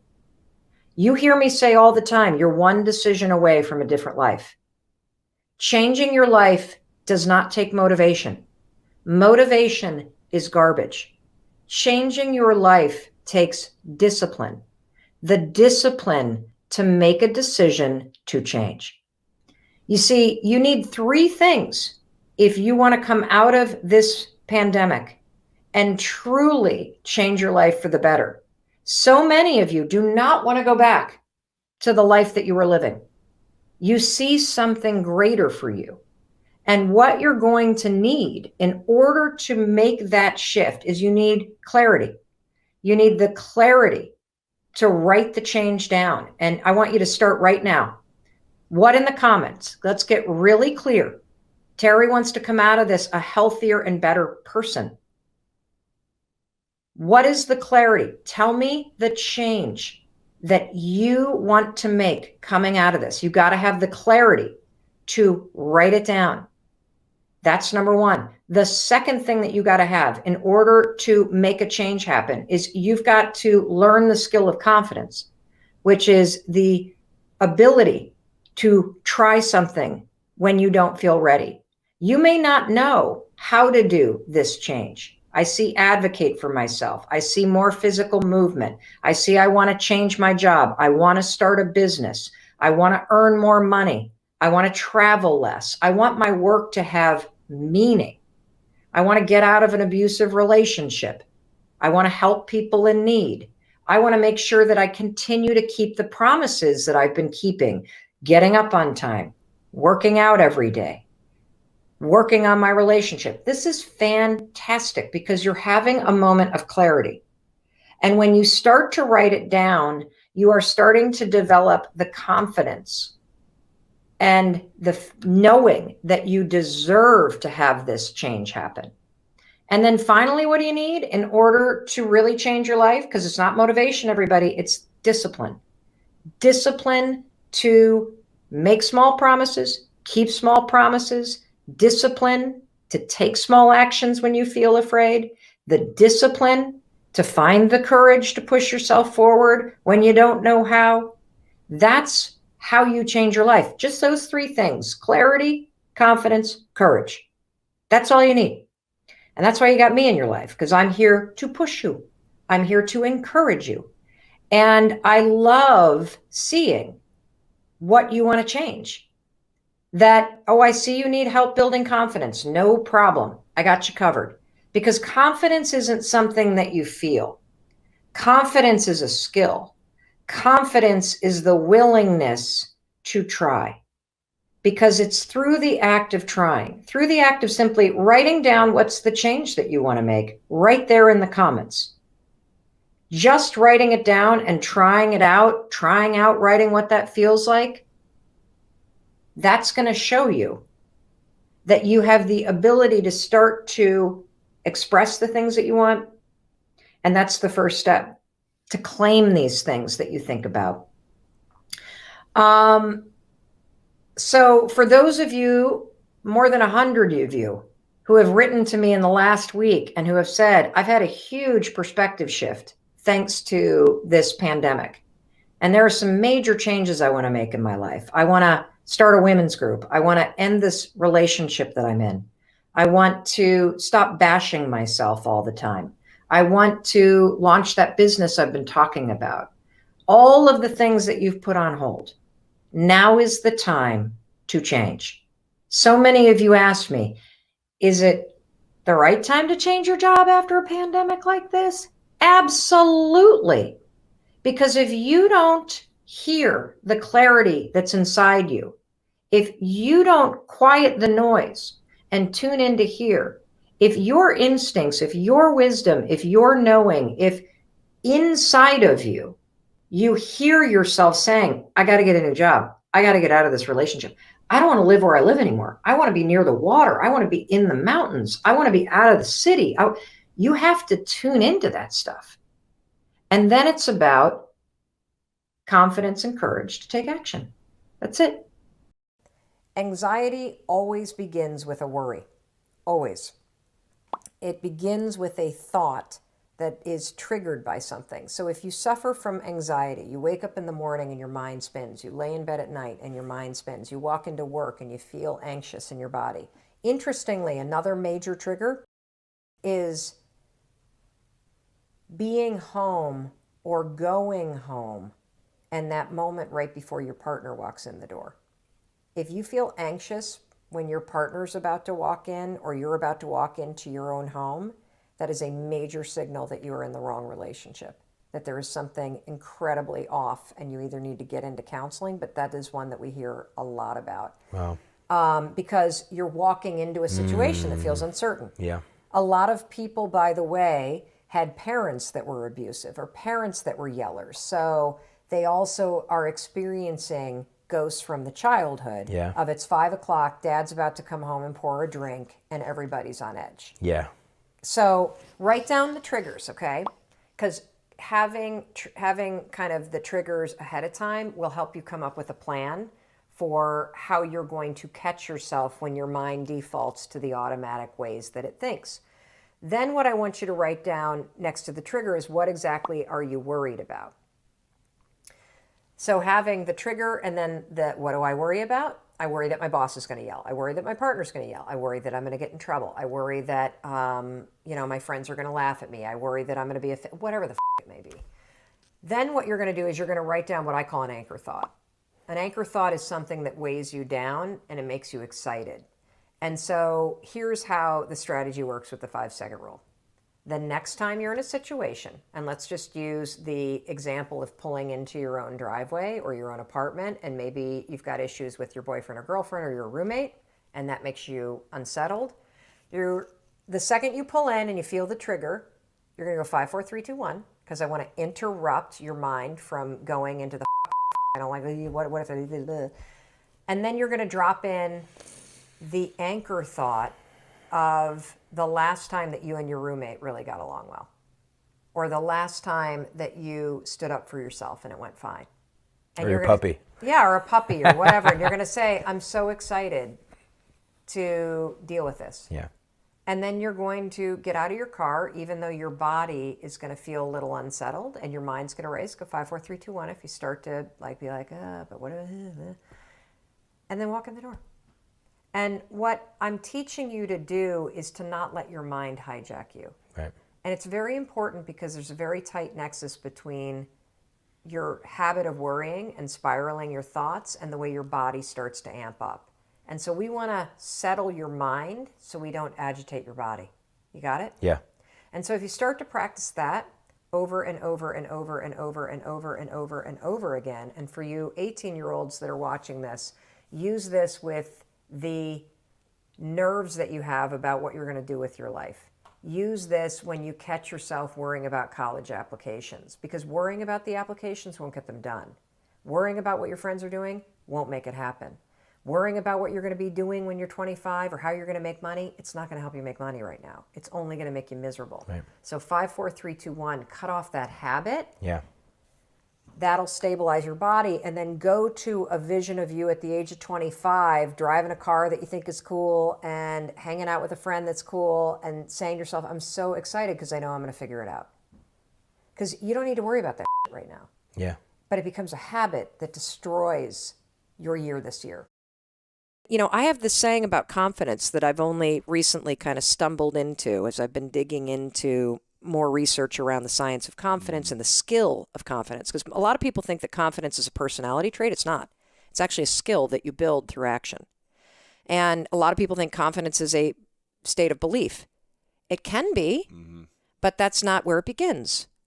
And so I say that confidence is the willingness to try. That's all that it is. Knowing that you may succeed or survive, but you'll still try. And to me, all those people that we admire most, that's what they're doing. They have the ability to tune into those instincts that are true for them. Because the fact is, there's only one you. That's it. And you matter because there's only one you, and there's only ever going to be one you. And your instincts and your experiences and your inner wisdom is a gift to the world. And every time that you tune it out because of the habit of hesitating or the habit of self-doubt or the habit of worrying or the habit of overthinking, you are robbing the world of that gift that you have to give to everybody.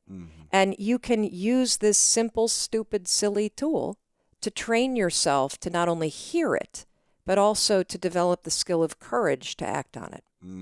Powerful. And is there any area of your life where you feel like you lack courage still? You know, I'll admit it's kind of easy. I think we all kind of go through those moments where you feel like you're behind. And I think social media is both an incredible tool, and it can also be one of those triggers that makes you feel like, look at how many followers this guy has. And like, I'm like so tiny compared to this guy right here. Like, it's easy to use technology and social media not for inspiration, but actually as a way to bash yourself that you're not doing what other people are doing. Comparison or whatever. Yes. And so I think that I use the rule a lot for patience. I notice that my insecurity rises up because right now, you know, look, I did a ridiculous number of speeches last year. I travel way too much. I don't want my life to look like that. It's a champagne problem. I get it. Yeah. But I also have 3 kids in a marriage that I love, and I really feel depleted when I'm not with them. And so I'm practicing patience as I make an intentional pivot in the kind of business that I'm running so that I have more of a life that I want as well. Yeah. So that's one area. You know, I don't feel insecure as much as, you know the term deliberate practice, right? And you know the 5-hour rule where... Deliberate practice, is that from the Talent Code? Well, the deliberate practice is actually a psychological principle. I think it was in a book called The Talent Code, but yeah. Oh, yeah? Okay. Yeah. Well, it's a psychological principle that, and you know the 10,000-hour rule. I mean, deliberate practice is in sports. Yeah, so deliberate practice is this idea that, you could do 10,000 hours at anything and become an expert at it, but the way to do it faster is to do deliberate practice, which means you're practicing with the intention of improving, and there's a feedback loop. Yeah, so you do 2,000 hours as opposed to 10,000. Correct. Right. Like, for example, if you want to become an expert at guitar, learn scales. Don't just sit there for 10,000 hours and play the same song. Right. If you learn scales, you get the finger dexterity and the muscle memory and the neural pathway development. By the way. Yes, I saw your guitar over there. So hard. I saw your guitar. I always wanted to play guitar, but instead I forced my 3 children to learn. That's good. You can just enjoy it. You just watch them. Exactly. My brother's, the number 1 jazz violinist in the world. What? Yeah. And so I grew up watching the most incredible, Now, is he built like you, too? He used to be even like more jacked. They used to call him the Incredible Hulk of violin because he was just like Wow, snap super the thing jacked. in half as Yeah, he would. playing He it? would like slam it like Jimi Hendrix style. Yeah, but now he's leaned up a bunch actually, and so he's incredible. So I used to just be all awestruck by his gifts, and it was unbelievable his skill. And so I learned guitar. I taught myself when I was 18 just because I was like, I have to know something, in terms That's of pretty cool. music. I can barely, I'm like a hack, but Yeah. at least I can do something. Yeah. So yeah. So I'm kind of in this mode of improving myself, and I'll give you one more thing that I'm working on. So Yeah. I kind of think about my life and my work in 3 buckets. So we got this bucket here, Yep. we got this bucket, and we got this bucket. And so when you think about your business, or you think about your passion, or you think about work, I think about, okay, what do I need to do in terms of how much time and what actions do I need to take in order to develop the skills so that I can perform the work? Mm-hmm. So there's the deliberate practice that goes into practicing your skill and your mastery. and your competency Yep. mastery, so that when it comes time to actually deliver the work, whether that's selling or standing on a stage or writing a book or talking to people or selling real estate or whatever it is that may be your passion, deliver.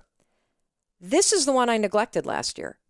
This bucket is, what are you doing to personally develop yourself so that you are the most capable, fulfilled, and satisfied human being, so that when you show up to do your competency and your skills and the delivery, that you as the human being are able to do that. Yeah. And so I've been spending a lot more time consuming content, reading books, watching, your incredible show, and learning from other people.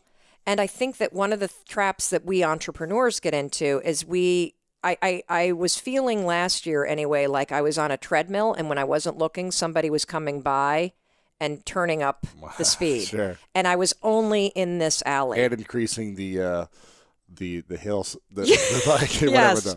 Yes. And so, and if you're my age, you need like a diaper when somebody does that. You're on a treadmill and a leash to keep you attached to it. Exactly. So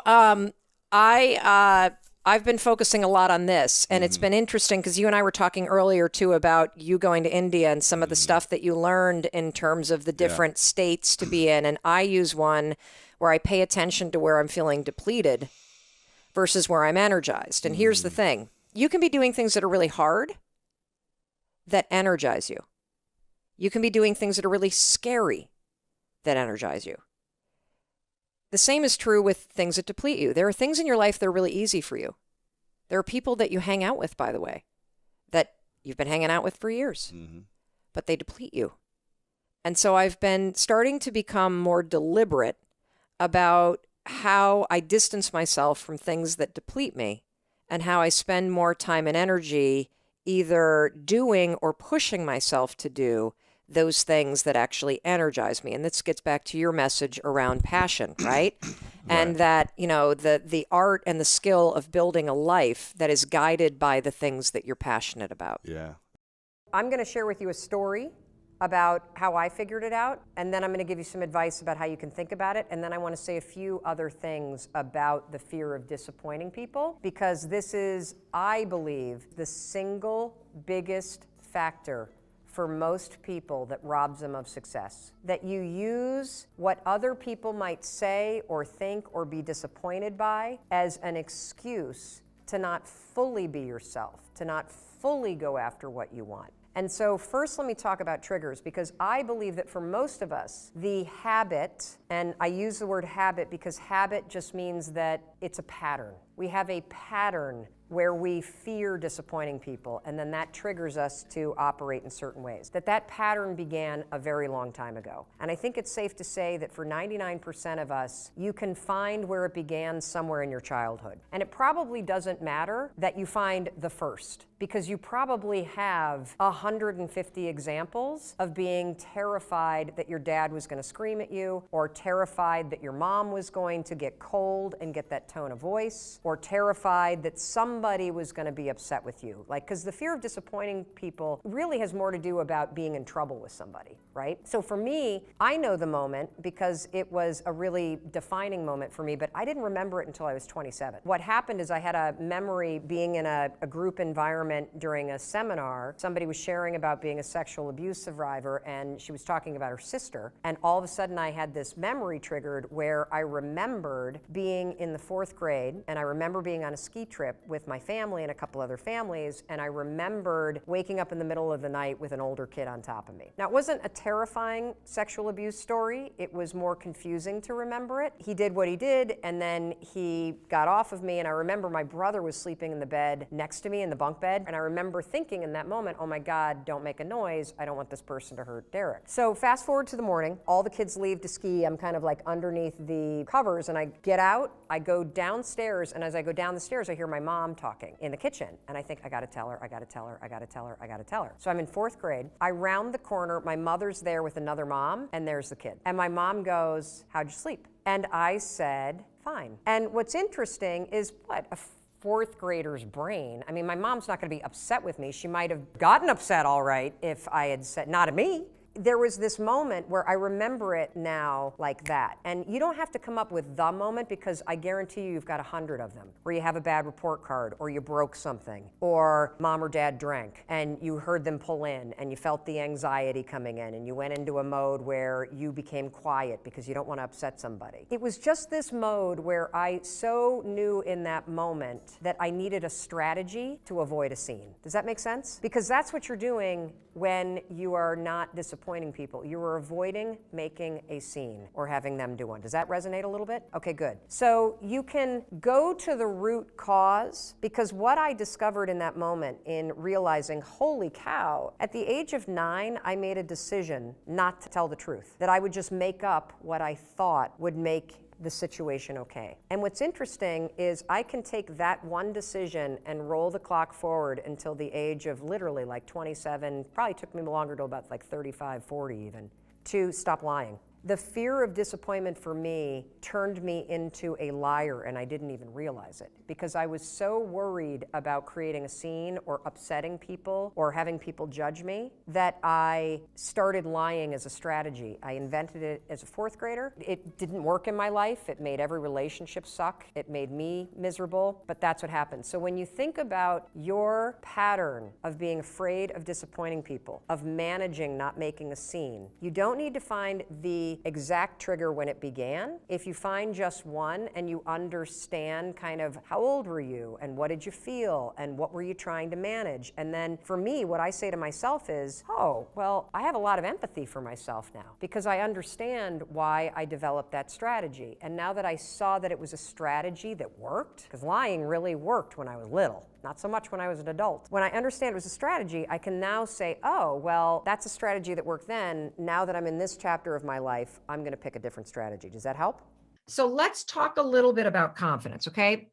First of all, I've already said it's a skill.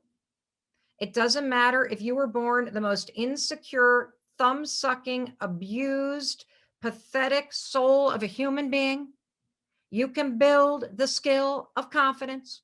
It doesn't matter if you came out of the womb super ego-driven and larger than life and confident and all that stuff. You still have a lot of work to do when it comes to confidence, authentic confidence. So let me talk to you about what is the skill of confidence. Okay, you ready? My definition of confidence is not belief in self. What you're going to learn about Mel Robbins is that I love evidence-based advice because I'm kind of skeptical. You know, I was trained as a lawyer. Life has kicked me around a little bit. I kind of cross my eyes at people that are very kind of motivational. And, you know, I'm like, well, it's easy to do the inspirational stuff, but what's the depth, right? What's the depth? And so when I think about confidence and my definition of confidence, I looked at the research on confidence, okay? And there's really good news here. The first thing you've already learned, it's a skill. The second thing that you are going to learn that's really good is it's very simple to build the skill of confidence. And you can do it through repetitive actions every day, very simple little things that will slowly build up the reservoir of confidence. And here's the definition I want to give you of confidence. Confidence is the willingness to try. That's it. I'm going to say it again. Confidence is the willingness to try. That's it. That's all that it is. And the reason why I like this definition is because this definition that I have created for confidence, which is the willingness to try, is based in the research around confidence. So if you want to learn more about this, Google confidence competency loop. Okay, I'm going to show it to you. I'm hoping that this is not broadcasting backwards. Okay, this is my fancy little graphic. Okay, this is what we call a confidence competency loop. I did not invent this. This is something that people who research confidence for a living have created.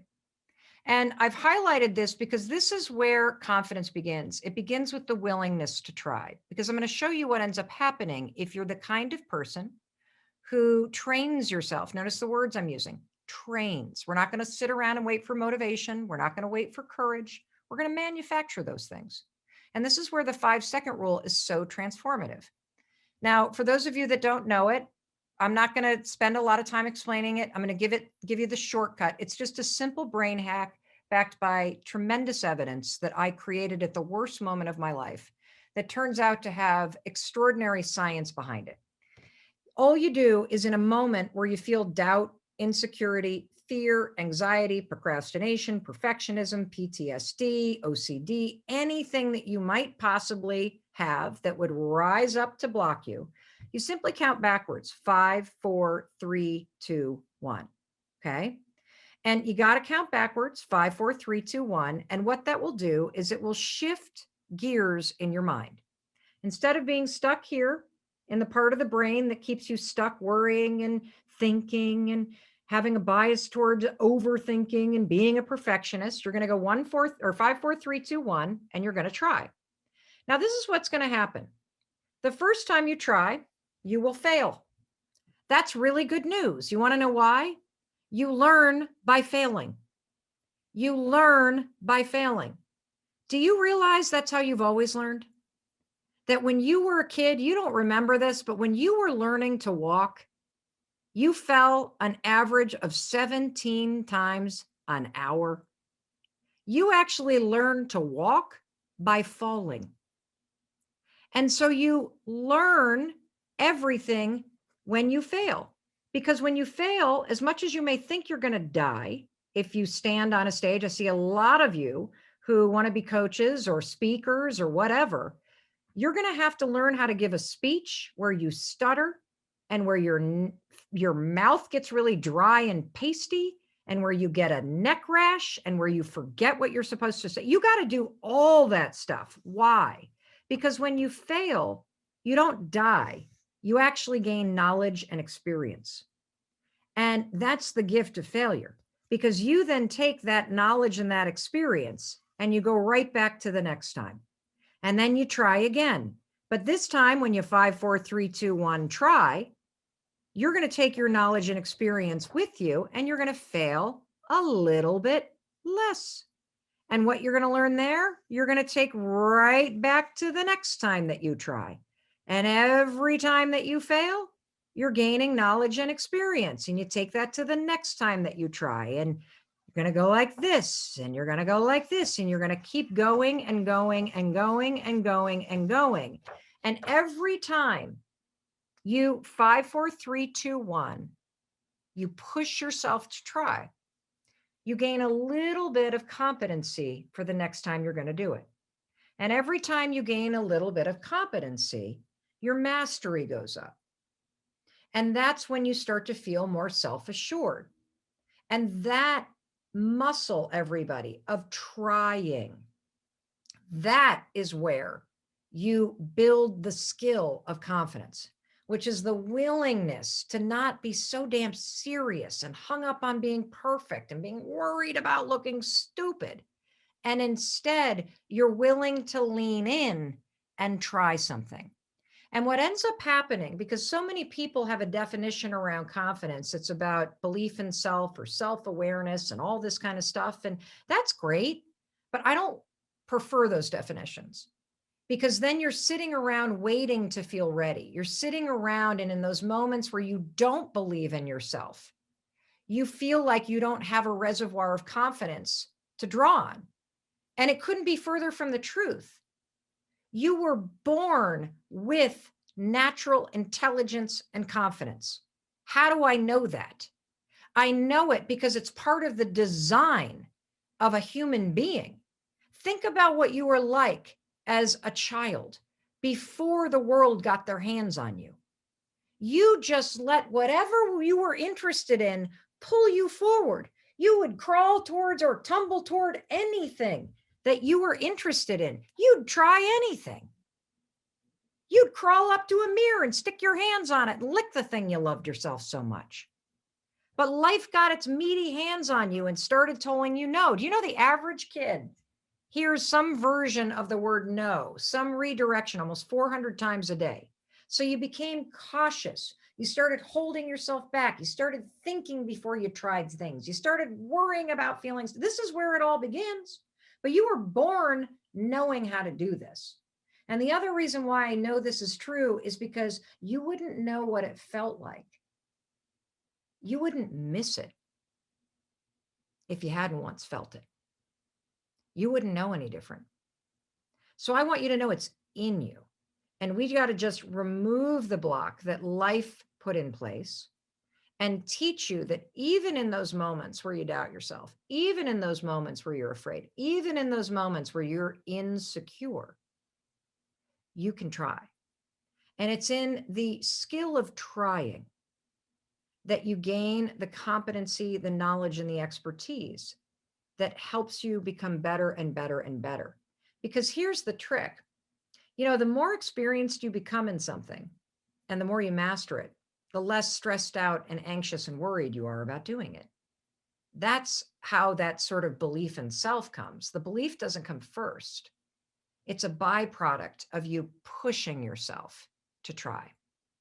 So let me unpack some other things that I wanted to talk about quickly before we get into the Q&A. I promised to talk about self-doubt. And I want to talk about the difference between self-doubt, which is one block, and people pleasing. I should probably share with you sort of this whole story about the way that I think about blocks. Okay. So, again, I'm working on this book about this. And the other day, this was this fall, I went out to Los Angeles to move my daughter into her off-campus apartment. And she's got this huge kind of laundry room in the basement. You know, have you ever been in a laundry room, like in a commercial space where they've got all the lines of dryers? And so I was washing her sheets like, moms and dads do when they move their kids into their off-campus apartments.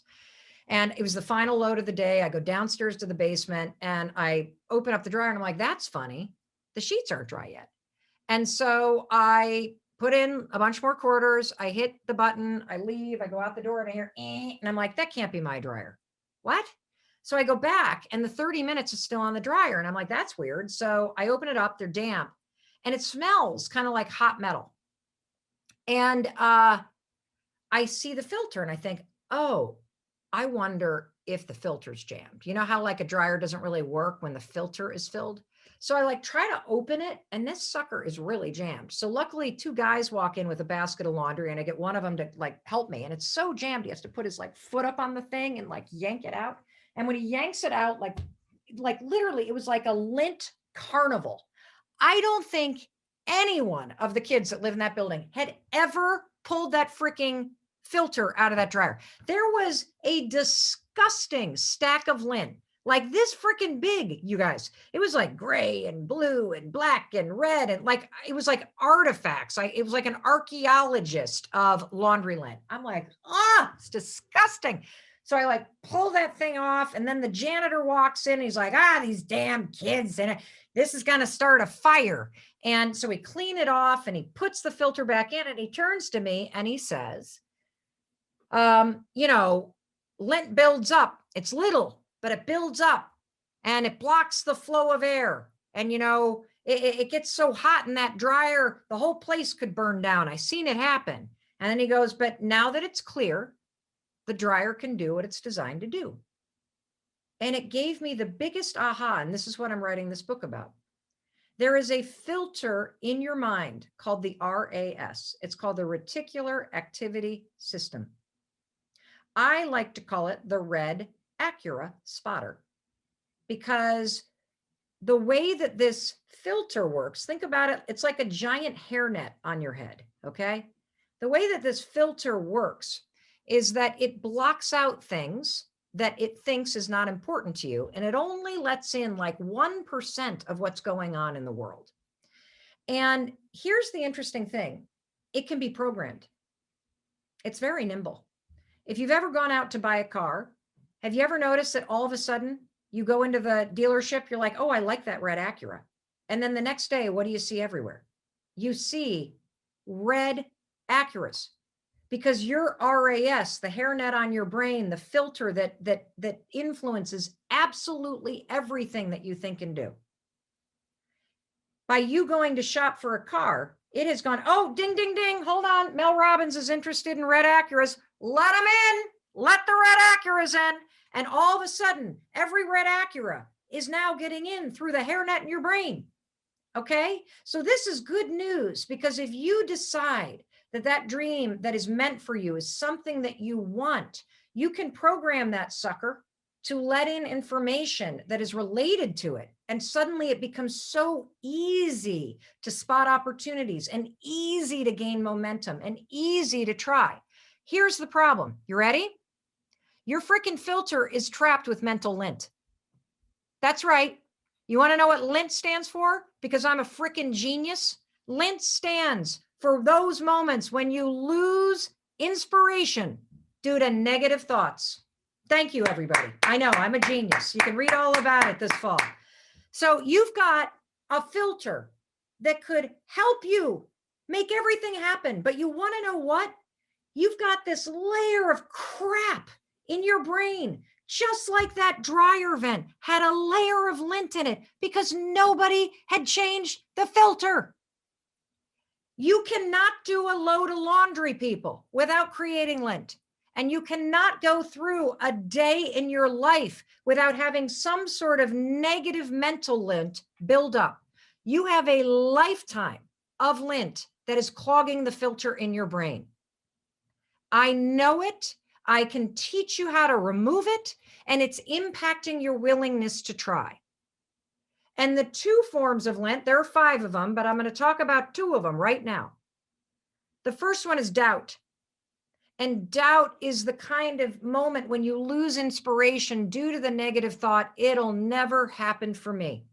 You want to know why Mel Robbins has never done a live event?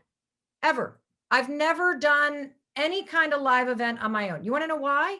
Because I've got negative crap built up from childhood that makes me say, no one will show up. True story. Tell me if you've been to an event in a stadium that I have produced. You haven't, right? Because I too have lint in there. And here's the great thing. Just like that dryer, when you realize you have a filter that needs to be checked, and you've got a filter in your mind that needs to be cleaned every day, once you spot the lint, it's easy to go, oh my God, look at that bullshit. Get that out of here. Come on, Mel, please. Once you clear away the doubt, it will never happen for me. You can go, oh, look at that stupid lint. There it is again. It'll never happen for me. I don't think so. Wipe that stuff away. Now you can use the definition of confidence. I'm willing to try. Whether it happens or not is irrelevant. I got to be willing to try. So the fear of disappointing people, we've talked about one place that it comes from, which is making sure not to create a scene and making people like you. That's one lane that most of us have, and I'm going to tell you a story in a minute about how you can manage this. The second lens, and I got to give credit to my business partner Mandy for this, is that so many of us have this perfectionism gene. And the reason why we're perfectionists is we're trying to insulate ourselves from criticism. That if you get it perfect, no one will give you feedback. If you get it right, nobody's going to criticize you. If you do it perfect, then no one will be able to attack you. And the problem with that, and that's just another side of the same coin, which is the fear of disappointing people. You're managing not disappointing people, not by lying and not by being codependent, but by actually trying to be a perfectionist so that nobody criticizes you. So let me tell you a story about the fear of disappointing people in my own life. Because this is the biggest trigger in my life. I mean, it goes back to being in 4th grade, right? It's there. And this is another thing, I literally have to remind myself of this, everybody, every single day. You cannot remove the things that trigger you. You can't. If you've been doing a pattern since 4th grade, there will be things for the rest of your life that will trigger that pattern to come up. But you can always choose not to repeat the pattern. So you'll be triggered and be afraid that you're going to disappoint somebody. That's real, that's normal, it's natural, it's part of being a human being. I think it's interwoven into every relationship where you love somebody. But you don't have to behave the way that you always behaved when you're nervous about disappointing somebody. So let me give you a dumb story. You ready? When my husband and I got married, my father gave us this really incredible gift. He gave us an antique pool table. I grew up in Muskegon, Michigan, where Brunswick was founded. And my dad has a hobby of going to garage sales and estate sales and buying old, dilapidated pool tables, and then he restores them. So when Chris and I got married, he bought us an old, dilapidated pool table from the same era as our house, which is the 1870s. He restored the whole thing, and then recently he and I rented a U-Haul, and we drove this sucker from Muskegon, Michigan to Boston, Massachusetts. My dad and I took a road trip. Get there, and we assemble the pool table in what used to be our playroom. Fast forward 3 or 4 years, the speaking business takes off, my business starts to grow, we have people that work for us, and my kids are older. We don't need a playroom, we need an office. The pool table is in the middle of this thing. For the first 2 years of having the office, we kept the pool table there. Why? Because I didn't want my dad to be disappointed. Because I love him. Now, he visits our house twice a year for 2 or 3 days with my mom. And I kept this thing occupying a third of our office for 2 years. And then I realized I'm being ridiculous. I'm being absolutely ridiculous. Now, here's the thing. Will he be disappointed if I take the pool table down? Absolutely. Definitely. There are always going to be things that you do, decisions that you have to make in your life, in your business, for your family, that will disappoint other people. It's unavoidable. But the fact that he's going to be disappointed should never be the reason that I don't do something that is aligned with my values. Now, let's take it a step further. When you make a decision that is likely going to disappoint people, or that does, still make the decision, because it's your life. There's nothing worse than when you start to rob your future and your life and your happiness because you're so focused on other people. However, if you love people, you can still take care of them when you make that decision. So let me go back to the example of the pool table. So I knew I was going to take it down. I knew my father was going to be disappointed. I was disappointed. I don't have a big house. So I don't have the room for a huge pool table. I don't have a finished basement like a lot of people. I don't have like a cool garage game room thing like I just don't have it. I called him first and said, I need to talk to you about something. You know, the pool table, I love the pool table. Dad, my business is growing so much, I actually need an office. And, oh great, it'll be great in the office. And I'm like, well, yeah, it would, except I have, 3 or 4 people showing up and we got to put some desks in there for now. Even went down, well, you could put a piece of plywood, and they could work on the pool table, and then they could do the thing, and then the thing. And now my heart is racing because I don't want to disappoint my dad, and now he's fighting and I had to just say, for me, Dad, here's what's going to happen. I'm going to hire professional movers in the pool table business to disassemble this with love and care. We were going to store it beautifully. When I either get a full-time office offsite, or I build a barn, or I build a different house, this will have its own beautiful room dedicated to you. So we had this beautiful conversation. Now, was he disappointed? Absolutely. When they come to the house and visit, which they just did, and they walk into the office, do I feel a pang? You better believe I do. It doesn't matter. That's all normal. I still need to make the decisions that I need to make. And the difference, what's changed, is how I relate to that fear. So instead of what I would do in the past is I would make a decision that doesn't serve me. I'd leave the pool table, and then I'd be all about it. I'd leave the pool table as a way to make my dad happy, but it makes me miserable to leave it there because I need the space, right? And then I'd be kind of annoyed, and then he'd come and I'd fake play pool because I kind of want to rub, you know what I'm saying? Like, we do all this that's not real. And what I've been able to do for myself in some instances when I catch it is to hit it head on and to be authentic and to still take care of people. And what I've also come to learn is that people can be disappointed in you and they still love you. You know, you're never going to get around this. Everybody in your family is going to be disappointed with you, probably once a day, probably. And you have the ability to retrain how you respond to that trigger that rises up in you where you start to fear that you're disappointing somebody. And the answer really is make the decision that's aligned with your values and the thing that supports you, and then take care of the person by being honest and straightforward about it, dealing with their disappointment head on, because that's really the adult thing to do, and that's what you do when you love somebody. The way we've all been handling it, myself included, is manipulation, lying, resentment, withholding, and that doesn't serve anybody.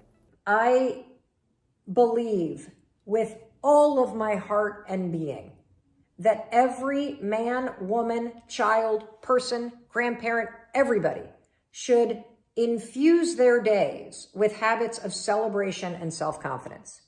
And the fastest and easiest and most science-backed way to quickly start to change how you see yourself is by adopting a simple habit of high-fiving your reflection in the mirror every single morning.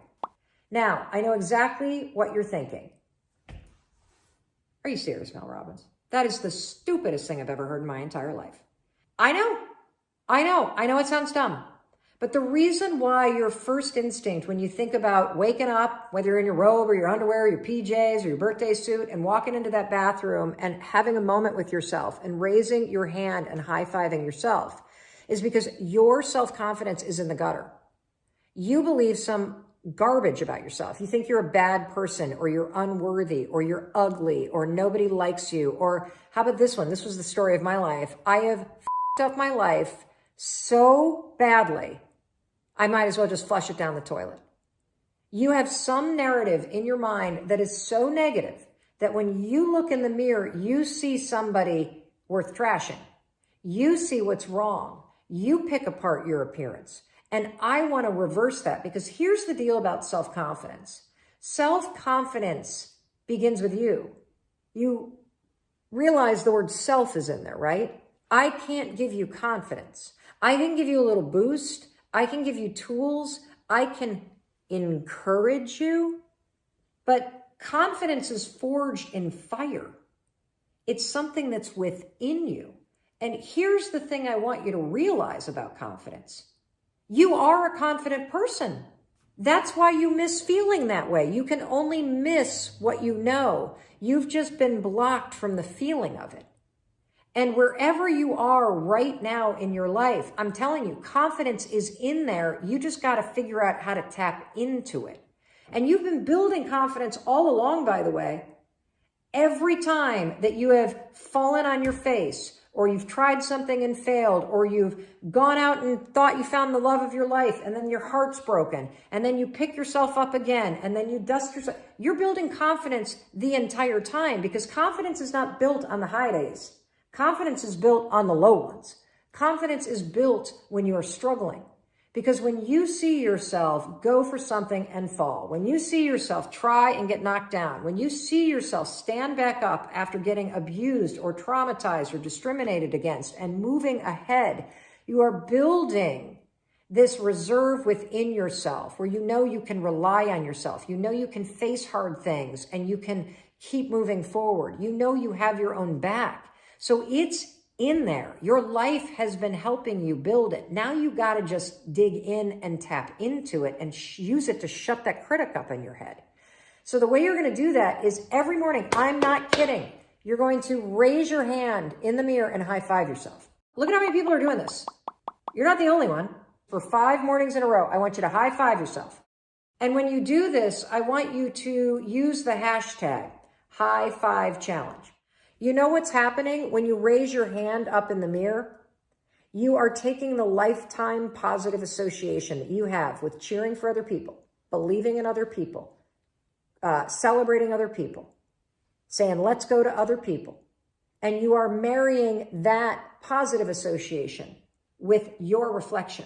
It is impossible to raise your hand in the mirror and go, I suck.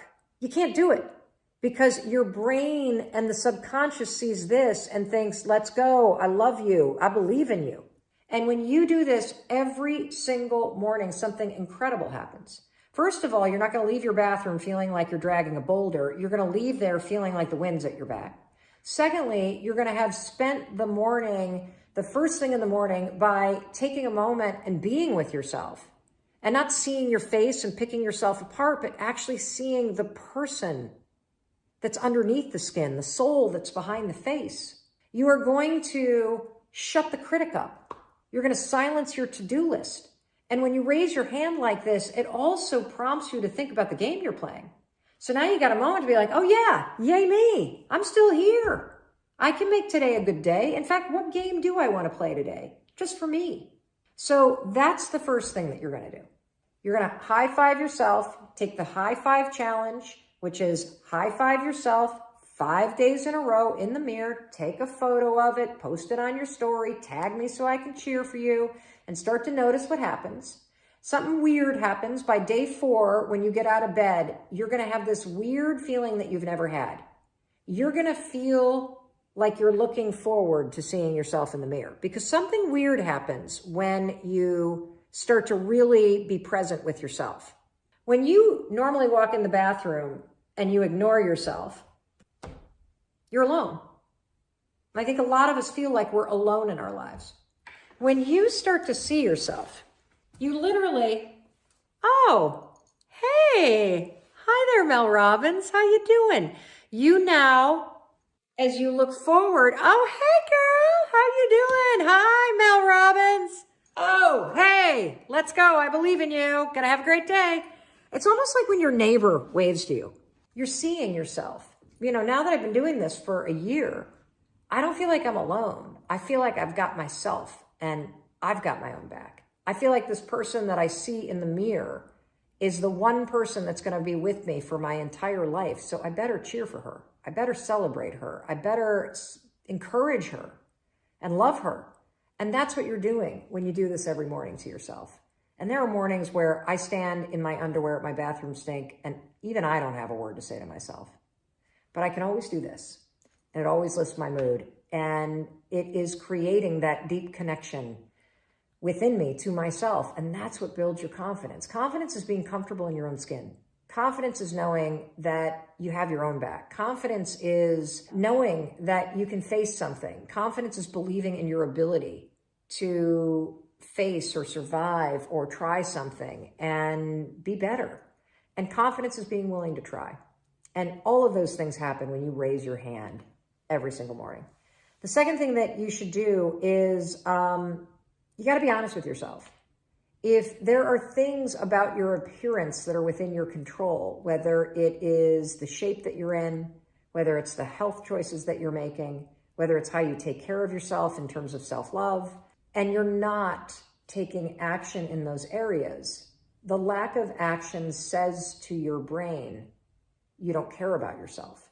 And so what I want you to do is pick one thing, one behavior that you could do every day. The high five's one of them. Pick another one. And I want you to practice doing it.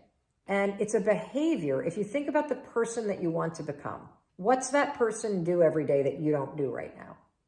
And when you start to do the thing that the person you want to become is doing, you leverage something called behavioral activation therapy.